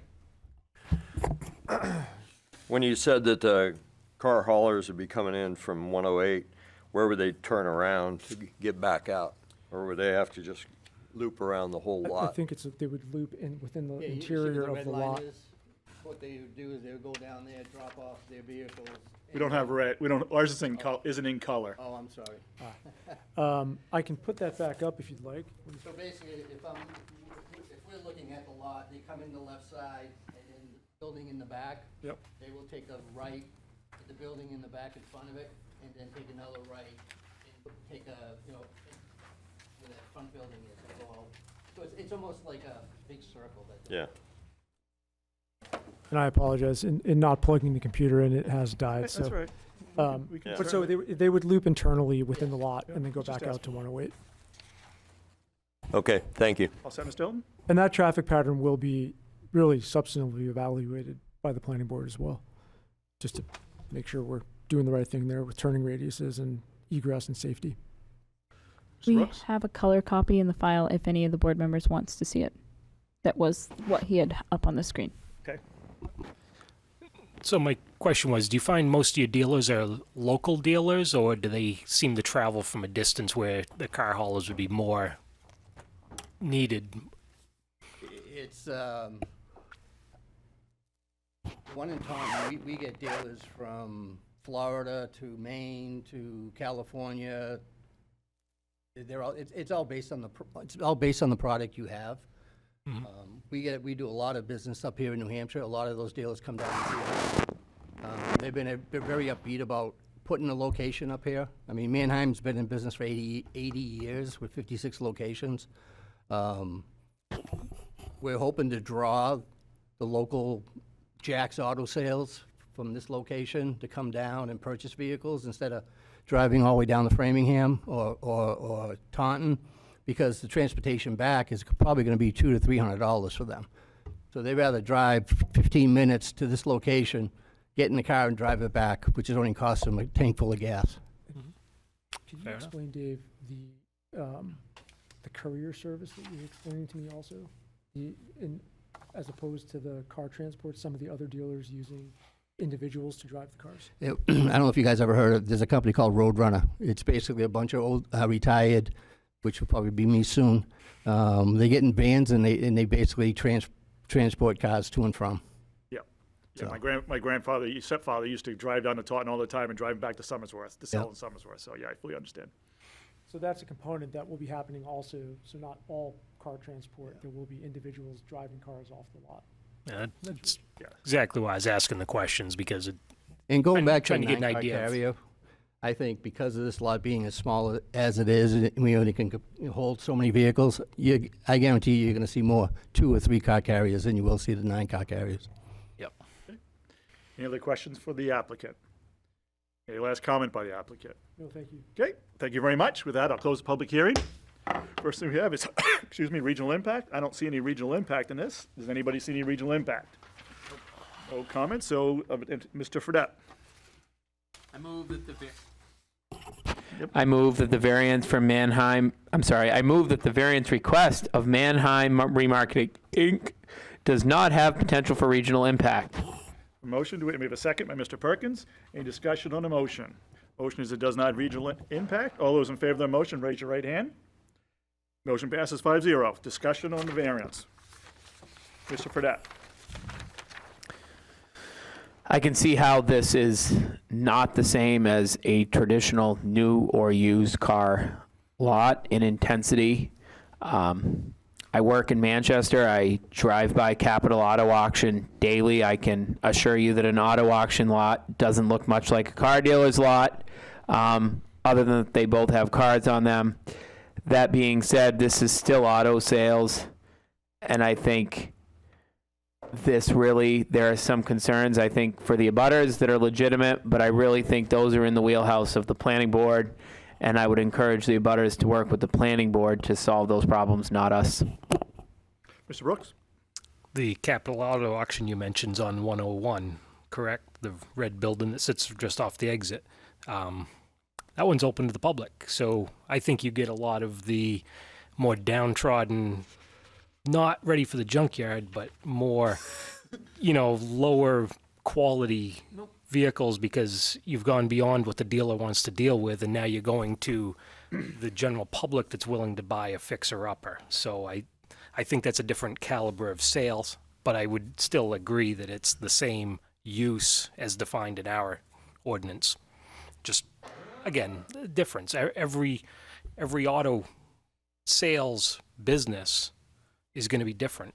You look, I mentioned Copart Insurance Auto Auction. They literally take your vehicle that gets totaled by your insurance company. Once they give you the check for your car, they have it picked up on a tow truck. And trust me, you need a tow truck now because it's missing tires, smashed out windows, airbags deployed, leaking fluids, brought to an auction. They pick up with forks, move it around their yard to wherever they need to put it, auction it off online, and then it leaves on a junkyard, on a tow truck, likely going to a junkyard to be recycled in whatever way they decide to do.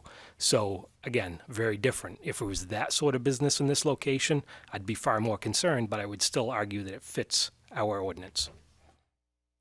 Well, our planning staff made a decision. They determined that they thought it was different enough that it wasn't auto sales. I think, and the applicant obviously chose not to appeal the administrative decision, but to come to a variance. And I think listening to the public obviously felt that it was not the same. And some people, so I would say that, we can, if the board so wishes, we can say that a variance is not required, as if it was an administrative decision, or we can act on the variance. Mr. Jones? Yeah, I agree. I can totally see why they ended up here. I think I just happen to disagree on the definition. Okay. Mr. Brooks? So I believe it fits the definition. I don't believe a variance is needed. I'd be willing to go that route, but if we feel we need to grant a variance in this situation, I'd be in favor for it. I think the planning board will tackle this and take care of any concerns that the public has. It's certainly a site well suited for it, and looking at the criteria, I still believe it meets all the criteria. Mr. Fredette? I'm going to err on the side of city staff and say that it is a wiser move here to grant a variance. I think it meets the criteria for the variance for the reasons discussed, as Mr. Brooks laid out. But I think we, as a zoning board, need to be very careful and deliberate when we choose to override city staff, and therefore I would advocate for a variance.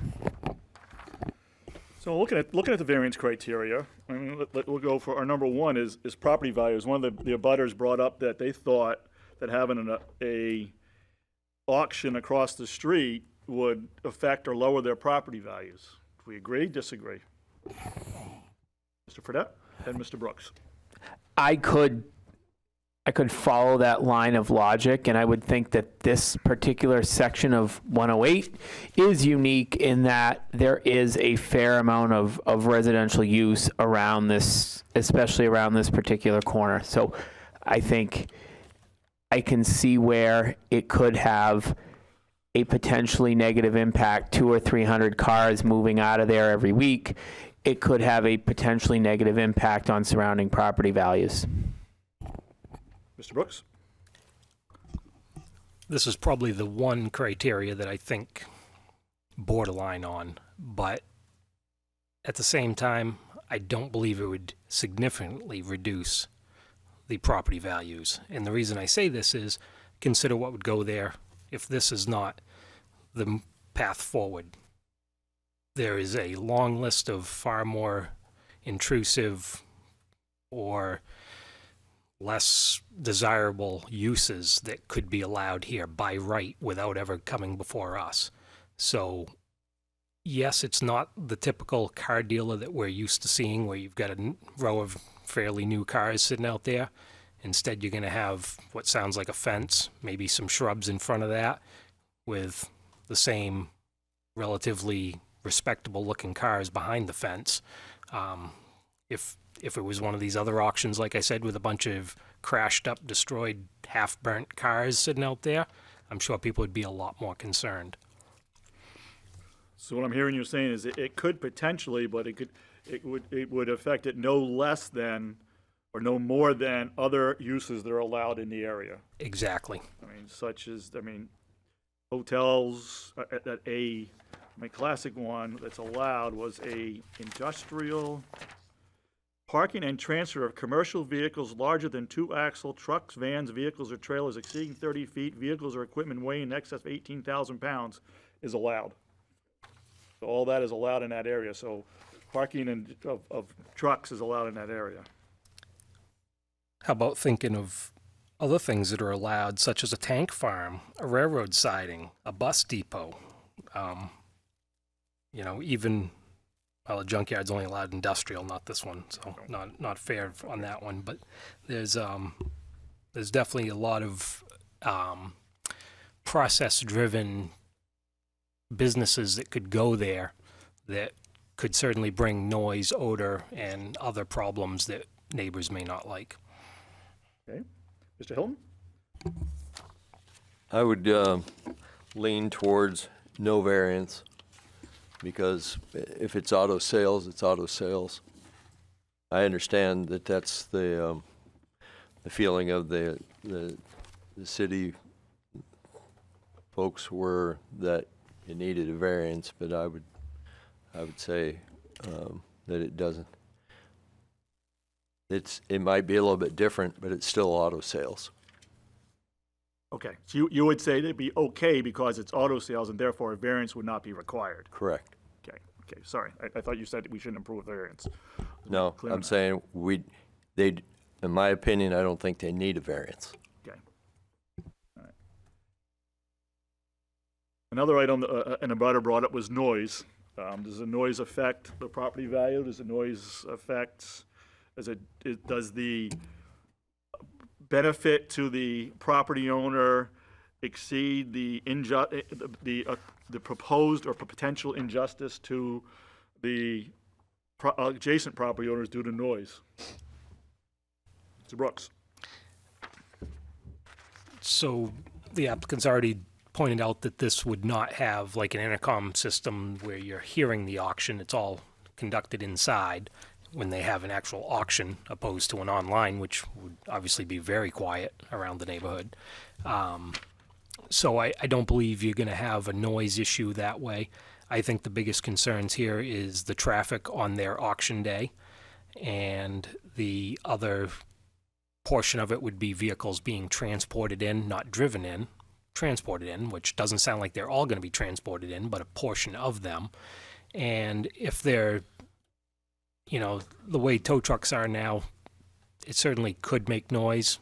The trucks have to idle while you run the hydraulics, unstrap them, chain them, depending on how they do their job. But, I would hope that they would maybe have that loading area towards the interior of the property. Plus, with the fence and the buffering, it should cut down on the noise. So I think a lot of these things are being addressed and would be addressed at the planning board, and no different than a normal car dealership that when they buy cars, if they're trucked in, they show up on the same trucks they go to the auction with, because guess what? They got them from the auction. So it's just the difference of being unloaded or loaded. It still happens. It's really no different than what was there before in very many ways. Okay. And actually, I guess a auto dealership could have an outside speaker system that would say, salesman 1, you have a call on line 1. I hear that all the time. So I've heard it more times than I can count this week. So that's true. It's very loud. All right. Further discussion.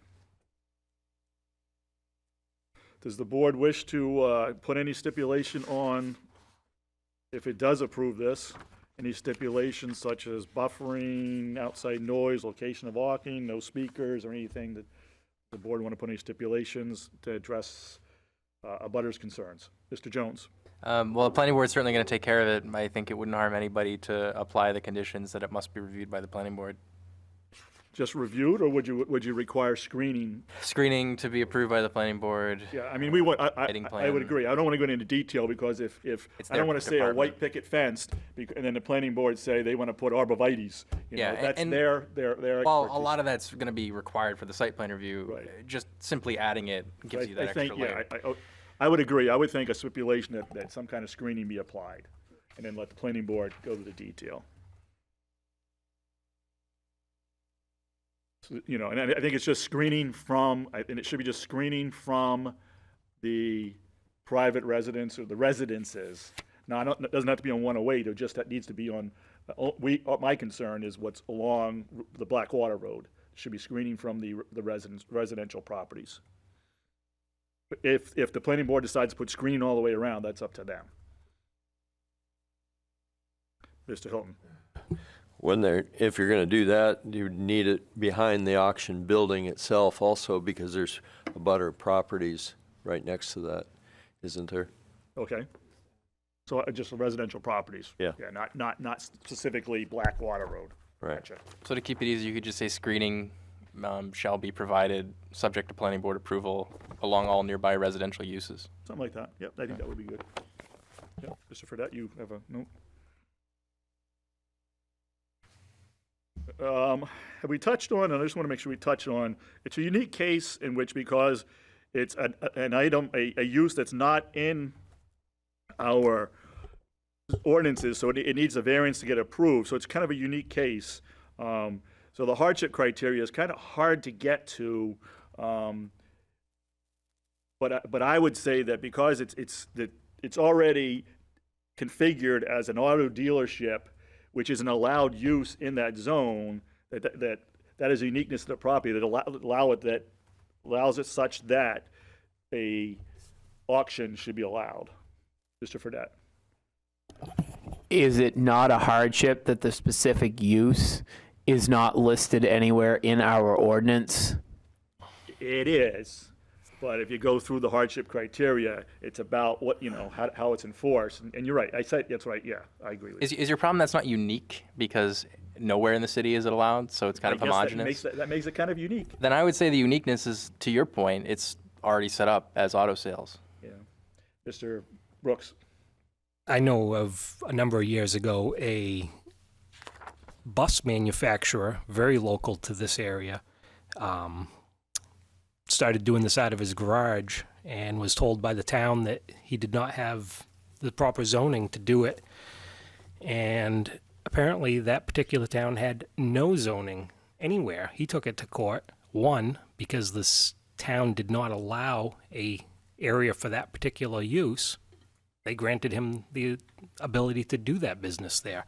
So maybe that would be a proper hardship in this case, if we're saying that it's not allowed. But again, I'm going back to being fine with an administrative decision and saying that this is allowed there. Okay.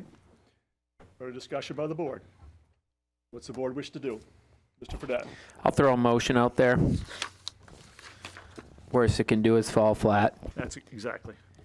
After review of the application, the file, and all the information presented to the board, I feel that all 5 criteria have been satisfied for the reasons discussed, and I move that the request of Mannheim Remarketing, Inc. for a variance from section 19.4.a to allow a use not listed in the table of uses, automobile auction on the property located at 221-108. And can I add for be granted also because the applicant has satisfied with making the request for this variance? I mean, the applicant has said they're fine with this path. Yeah, I wouldn't add that. All right. But the fact that they filed a variance. Okay, no, that's fine. Be granted with the following conditions: that the planning board review and verify adequate screening around all abutting residential uses. Okay, we have a motion. Mr. Brooks. I'd like to just a friendly amendment with that. Okay. To also address the traffic, especially the delivery trucks that would bring vehicles in and out of the site. I agree. That's reasonable. So what specifically are you asking for? That they should enter and exit off of 108. Or that the planning board perform a thorough traffic flow study. I would be more in light that the plenty. Fair enough. I'll go with that. So so what do we got? So the amendment being that the planning board would address Address is fine. the flow of traffic for delivery of cars or vehicles in and out of that site. Is that okay? All set with you, Mr. Yes. Cadet? Okay. Did you say the criteria is to address it? That's what you said the amendment was? You have to say evaluate. I mean, Yeah, that they would address. Dana, do you know if this is a full site plan or minor site plan? It's going to the planning board. So full. Yep. And is a traffic study a required material that they would have to submit? I don't want this to be misconstrued as them needing one if they didn't need one, because I think maybe that's for excessive. traffic studies. You just Just- asked them to just evaluate the transportation vehicles going to from the site. Okay. Just specifically the flow Traffic of flow, yeah. delivery traffic in and out of the site. Oh, okay. I like that better. All set, Mr. Jones? Yeah. It's your last chance. No, I'm good. Okay, now I'm looking for a second. Second by Mr. Brooks. Okay, so we have a motion to approve the variance with the additional criteria, the planning board review, buffering, and the traffic flow in and out of the site For deliveries. for deliveries. Are we all set, Ms. Crosley? Yes. Thank you. Any further discussion? All those in favor of the variance, raise your right hand. Passes 5-0. All right, moving on to item D. Motion for rehearing. Dennis and Karen Thompson are seeking a rehearing of the application denied on November 6, 2024 to 180 Route 108 for a variance from Table 4A1 to allow a single studio apartment, one-unit dwelling on a property located 180 Route 108 in the Commercial Industrial District, Assessors Map 63, Lot 8, ZBA Case 1224. There is no public hearing. You have all received correspondence on this from basically the outline and from the applicant. What I'd like to do, is, if as long as Ms. Crosley has no objection, is go through the five different paragraphs that they have asked for a rehearing and discuss them one at a time. Anything? Are you all set with that, Ms. Crosley? Yep, as long as you guys don't want me to go over anything that I've provided in the staff memo regarding process and things like that. Does anyone have any questions to Ms. Crosley on the staff memo on questions? Are we talking about what's discussed in item 1 on there? Are we talking about what Yeah. they're using in their Yes, first chapter? correct. Well, she's just asking, first of all, Ms. Crosley. to Yeah, make sure if she you doesn't- want me to go over anything about process You're for all set with the rehearing staff requests. memo? Are you all set with the staff memo? Yeah, I'm good with this, yes. Okay. As far as, Well, you're holding this. This isn't the staff memo. you're right, The other page. you're right. The Just wanna staff's make submitting sure it. we're not clear. With that, yes. All right. So a couple things. So let's go. We'll start with number 1. And I'll start, and then we can go on. So violation of RSA 91 TAC 8:2 due to unlawful communication. RSA 91 TAC 2:2 deals with meetings in public, and that anytime you have a quorum of the board, you can't have a quorum of the board discuss ZBA matter. I, for one, did not participate in any meeting that has either electronic or otherwise, that had a quorum that discussed ZBA matters. Did anyone here participate in such a meeting? no. No. Let the record indicate that no one indicated the affirmative. Okay. Second issue they bring up is that Mr. Fredette did not recuse himself. Mr. Fredette would need to recuse himself if he would gain a financial or personal benefit from the results of granting or not granting the variance. Mr. Fredette stated already stated he would not. Correct, Mr. Fredette? That is correct. Okay, so therefore, I didn't see that Mr. Fredette needed to recuse himself and that there was no conflict. Further discussion on item 1. Mr. Brooks, feel free. So this is they mentioned the correspondence between the building inspector. Oh, not Which was there yet. not part of We're the not packet. there yet. No, we are. We are? No, we are. Yeah, that is in the It's first part of number one. So I don't believe this was something that was discussed prior to. It just inadvertently got put into Mr. Fredette's packet. But this isn't anything that's not public knowledge. If somebody wanted to find this information, they could simply go and request this info and get that info. So it's certainly not any privileged information that was presented in that either. Yeah, I would agree. It's not privileged information, and there's no fact disclosure like there is in a court of law. You know, go ahead, Mr. Fredette. And I'd like to point out that I read it into the record.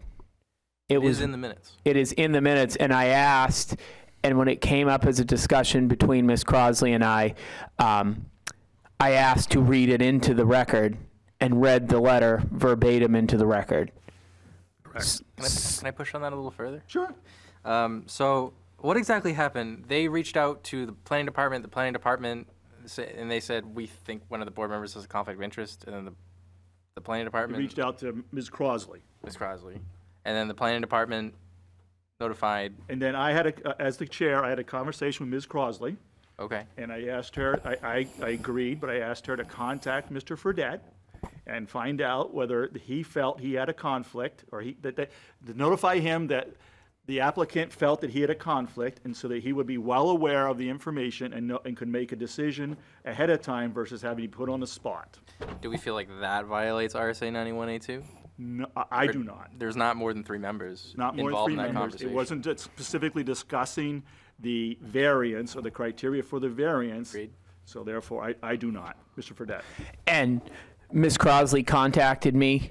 We had a discussion, Ms. Crosley and I had a discussion that the applicant had raised the concern. I disclosed at the meeting, which remains true.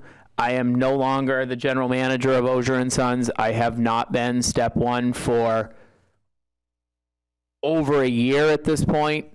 And number two, I felt that this was not a matter of them doing business, whether or not their son lives in the basement of their vacuum cleaner store or hair salon, dog hair salon. I didn't feel that it had a strong enough correlation to what they were asking or to the success of their business. And as general manager, you obviously had no financial stake in Auger & Sons. I do not. No ownership? Okay. No. Is your mic on, Mr. Jones? Sorry, what? Is your mic on? Yeah. Okay. Sound good. Okay, any further discussion on number 1? Seeing none, let's move on to number 2. Mr. Brooks, Mr. Fredette, was there pre-conversation? No, there was not. And in fact, I noticed that they quote Mr. Fredette as saying, I'll let Mr. Brooks speak to that. That was actually during a different applicant's discussion. So it wasn't even during their discussion that they are putting this in there. Is that in reference to the portion of the minutes where you discussed the thrift shop in years past and how you'd been in there and that was the adjacent unit? So, different discussion. Yes, I did make the comment that I had been in there. I had been into the one at the time was a thrift shop, which was actually the one on the right-hand side, not the left-hand side as you look at the business from the street. Obviously, their apartment unit would be on the left-hand side, so it wasn't the same one I'd been in. So that would be why I know somewhere they spoke to me being unaware of stuff. Yeah, it was a different unit. I So think their point was that your insight into believing that the lot next door had a storage unit was altering our objectivity. But I mean, for all intents and purposes, they can't have a residential unit hasn't received a variance. So it can't be anything else other than storage, commercial related or industrial related. No, and I've just by chance I've been in that particular building prior to them owning it. So I just kind of referenced that when we were discussing it to try to comprehend exactly what we were discussing. But again, nothing to influence my decision. Just I've actually physically seen part of the building instead of never stepping foot inside of it like some of us may have never done. Mr. Fredette. And I think that was part of a larger discussion And I asked the applicant on the night of the meeting, how do you access the space, et cetera, not for any reason other than to try to get a lay of the particular unit they were talking about. And I pushed them to clarify that in fact there was no access to this unit or even to the storage that they were using to conduct their business without going through the apartment. Okay. Further discussion on item 2. Okay, move on to item 3. Failure of board members review submitted documentation. Now, there was some confusion here. The documentation we got, the applicant is required to submit their information to the planning office 2.5 weeks prior to our meeting. The applicant determined that the information they presented was, they must have determined it was inadequate, and they provided some additional information, I believe several days prior to, I believe it was over the weekend maybe, to the planning office, who then on Monday morning when they came to work emailed it out to the board, and then as customary practice, made a copy of it and placed it on the desk, everyone's desk, because they hadn't provided us a physical copy. And there was some confusion as to exactly what they were talking about. And I think that was the reference to Mr. Perkins. Go ahead, Mr. Perkins. Yeah, that I was not the one who had it. I think Mr. Hilton was the one who didn't see it.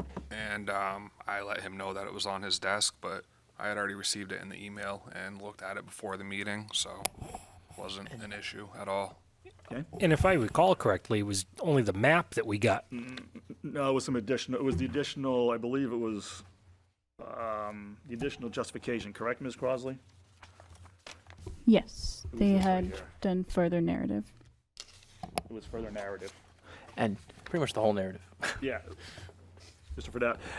if I recall correctly, and I think tonight's meeting would further go to my point, Mr. Hilton was only an alternate, so he didn't vote on the variance anyhow. He could, and also the information's there, you can review it during Right. the meeting. So also it was mentioned that the chair replied I could brush over it.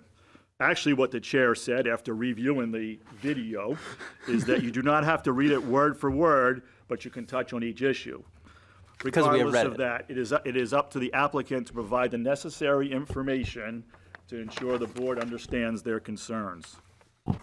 And the board, as typically the board does, when they have any questions or are unclear, they ask the applicant to further clarify that information, even if it is in writing.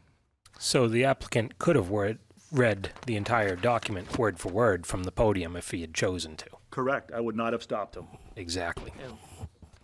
To the point that we have had some very long presentations in my time on the board. All right. So now we go to 3A.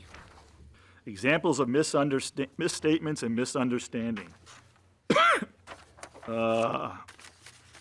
Something about, so was anyone confused or did the configuration of the basement affect anyone's decision on how to vote on the variance? Whether it was finished or unfinished? Mr. Fredette?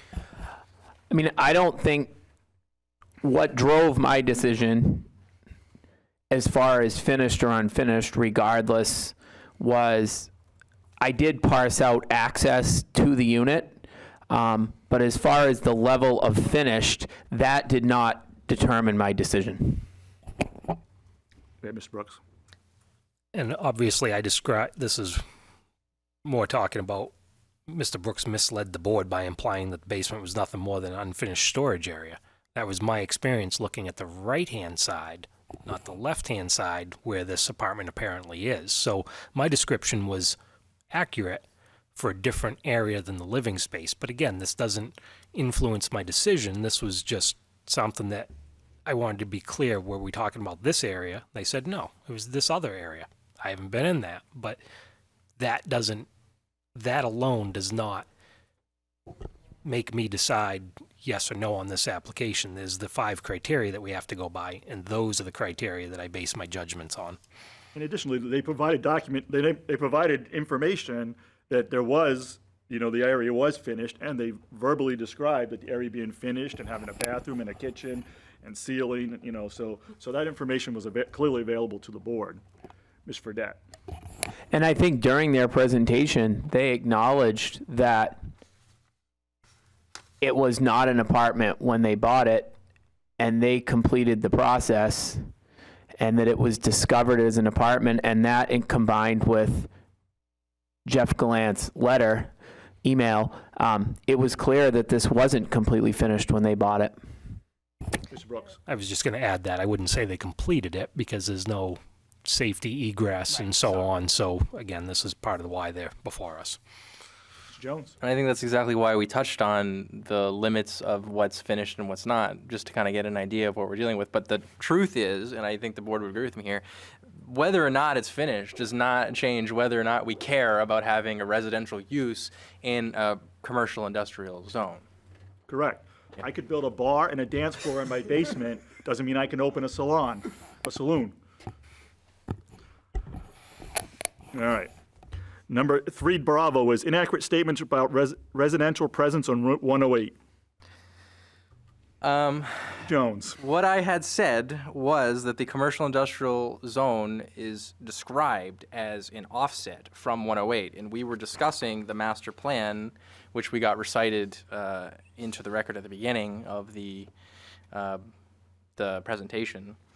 And I was saying that all the adjacent uses are commercial, and as you go up and down the street even further, they're commercial, and the lot's not large enough to extend past that 300-foot limit on the commercial industrial zone into the residential zone behind it.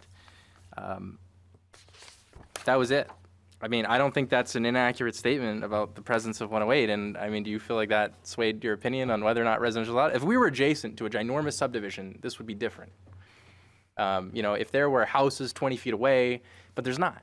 Yeah, there's, as they mentioned, there's 2 grandfathered houses in the area. One happens to be one of our favorite, the next to the auto. What dealer is that? K-Lifts. K-Lifts Auto, and one up the street next to Tri-City Dodge, the old Tri-City Dodge, some building there that's and then way down below is the mobile home park. But if you look at the general area there, it is definitely a commercial district Hundreds area. of feet to the nearest residential. And again, this says that Mr. Jones incorrectly claimed the entire 108 corridor was exclusively commercial. Which is not what I said. No, when I watched the video again today, because I like to refresh my memory on things like this, I didn't hear those words. And just for the record, the training center across the street, the government, the U.S. government, they can do whatever they want. Whatever They're not subject to zoning. They're not subject to zoning. They can do whatever they want. I was wondering what they meant by training center. That's the Guard. Yes, the National Guard Training New Center. Hampshire Guard or And their electrician thinks there might be. I think it's national. Use National Guard, doesn't matter. It doesn't matter. Either way, Moot it's point. government, just like the city. They do what they want. Exactly. So, what's the board? Does the board believe that we had any procedural errors or we made an incorrect decision? No. I do not believe that we made an incorrect decision or that we erred, and I do not see any new information here either, so I see no reason to grant a rehearing. Mr. Fredette, you want to say something? Does anyone feel that I should have recused myself, or that me recusing myself would have changed the outcome of the decision? I do not.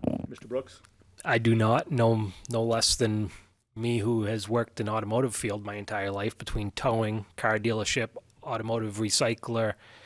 I don't see how that would impact the applicant tonight. It doesn't impact me. I just happen to work in a similar thing. And in fairness, had this been a discussion about them expanding their business or something to do with the running of their business, I probably would have, I may have considered coming down differently, but this is not that. Yeah, it's not even related to the business. Correct. Yeah. Well, it is related to the business because the son could be there on site while he's managing the business. Even home office as a use isn't allowed in that zone either. Well, I'm just saying. Yep. it does have, Someone could construe I think it that's to- like a byproduct, but not the primary reason he's there, you know? well, he's there because that's where he lives.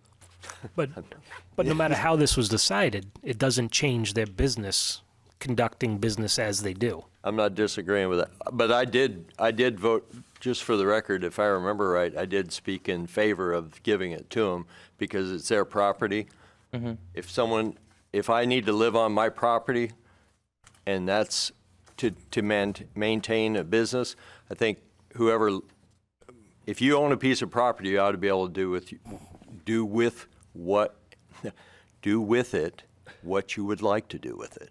Because the city doesn't own the property, the people own the property. If they meet the zoning and the 5 criteria for their own variance. Well, okay, then why don't we just take all the property from everybody? Order, please. Quick, fun topic.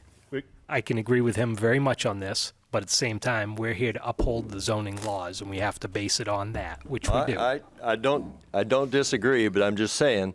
I understand your opinions. Yep. Respect them. Any further discussion? Yeah, I mean, I just think it's worth closing out that we're not really looking at the facts, we're looking at the procedure errors. So whether or not there's merit is kind of irrelevant. We're just, did we err in any way? And aside from the email that was read into the record, which I think was proper, I think that was maybe the biggest out of the entire list of other items that they referenced. I still think that beats. Okay.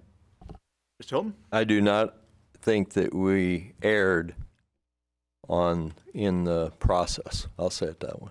Very good. All right, Chair will entertain a motion.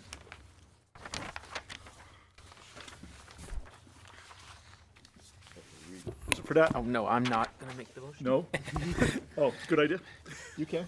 I was looking It's on the first page of the memo. I know, I put them all together because I was thinking we were going home. It's on the back page. No, the approval motion's on the front page. Motion for Oh, rehearing. oh, I'm sorry, you're right. Denial. You're right. Thank you, Mr. Hilton. I'll make the motion. Go ahead, Mr. Hilton. The denial motion is after the review of the request and all the information presented to the board, I feel that the board did not err in the decision-making process, and so no new substantial evidence was provided, and I move that the request of Dennis and Karen Thompson for a rehearing of the variance application to allow for a single studio apartment, a one-unit dwelling on property located at 180 Route 108 be denied. We have a motion, we have a second by Mr. Perkins. Any discussion on the motion? All those in favor of the motion is to deny the request for a rehearing. Raise your right hand. Passes 5-0. Move on. Any other new business come before the board? Ms. Crosley. Just a couple reminders for you all with the upcoming change of the year. January 1st is a Wednesday. City Hall is closed. So any January meeting that we will have will be on Thursday, January 2nd. And we will be providing the 2025 calendar of meeting schedule for you all at that meeting. And similarly to this year's July meeting, we will not have that the first week of July, just because it's traditionally been a conflict for attendance. So instead of a July 2nd meeting, we'll have a Thursday, July 10th meeting. If anybody has any questions or... Thursday the 10th. Yeah, July. It'll be on your calendar for you all, and we'll remind you as it gets closer. But most importantly, January 2nd is a Thursday, and that will be our January meeting. Say it again? Thursday, January 2nd, will be the January zoning board I'm meeting. meeting on New Year's Day. You can come here, but the doors will be locked. Unless you're paying the overtime. Any other business, new business? Mr. Jones? Yeah, if you want to talk about the housing task force, Dana, were you at the planning board meeting on the 20th? Or was that just Michelle? I do not attend planning board. Fair enough. I only have the minutes to go by, but it appears that they have offered an amendment to require some sort of architectural standards in that before it ends up at the city council. So that's still being worked on. And then all other avenues of things that the mayor's task force is doing are pretty much just in like the administrative goal setting type of phase. Okay. Any questions for Mr. Jones? Any other new business? Chair will entertain a motion to adjourn. Motion to adjourn. Motion by Mr. Brooks. Second. Second by Mr. Hilton. All those in favor of the motion?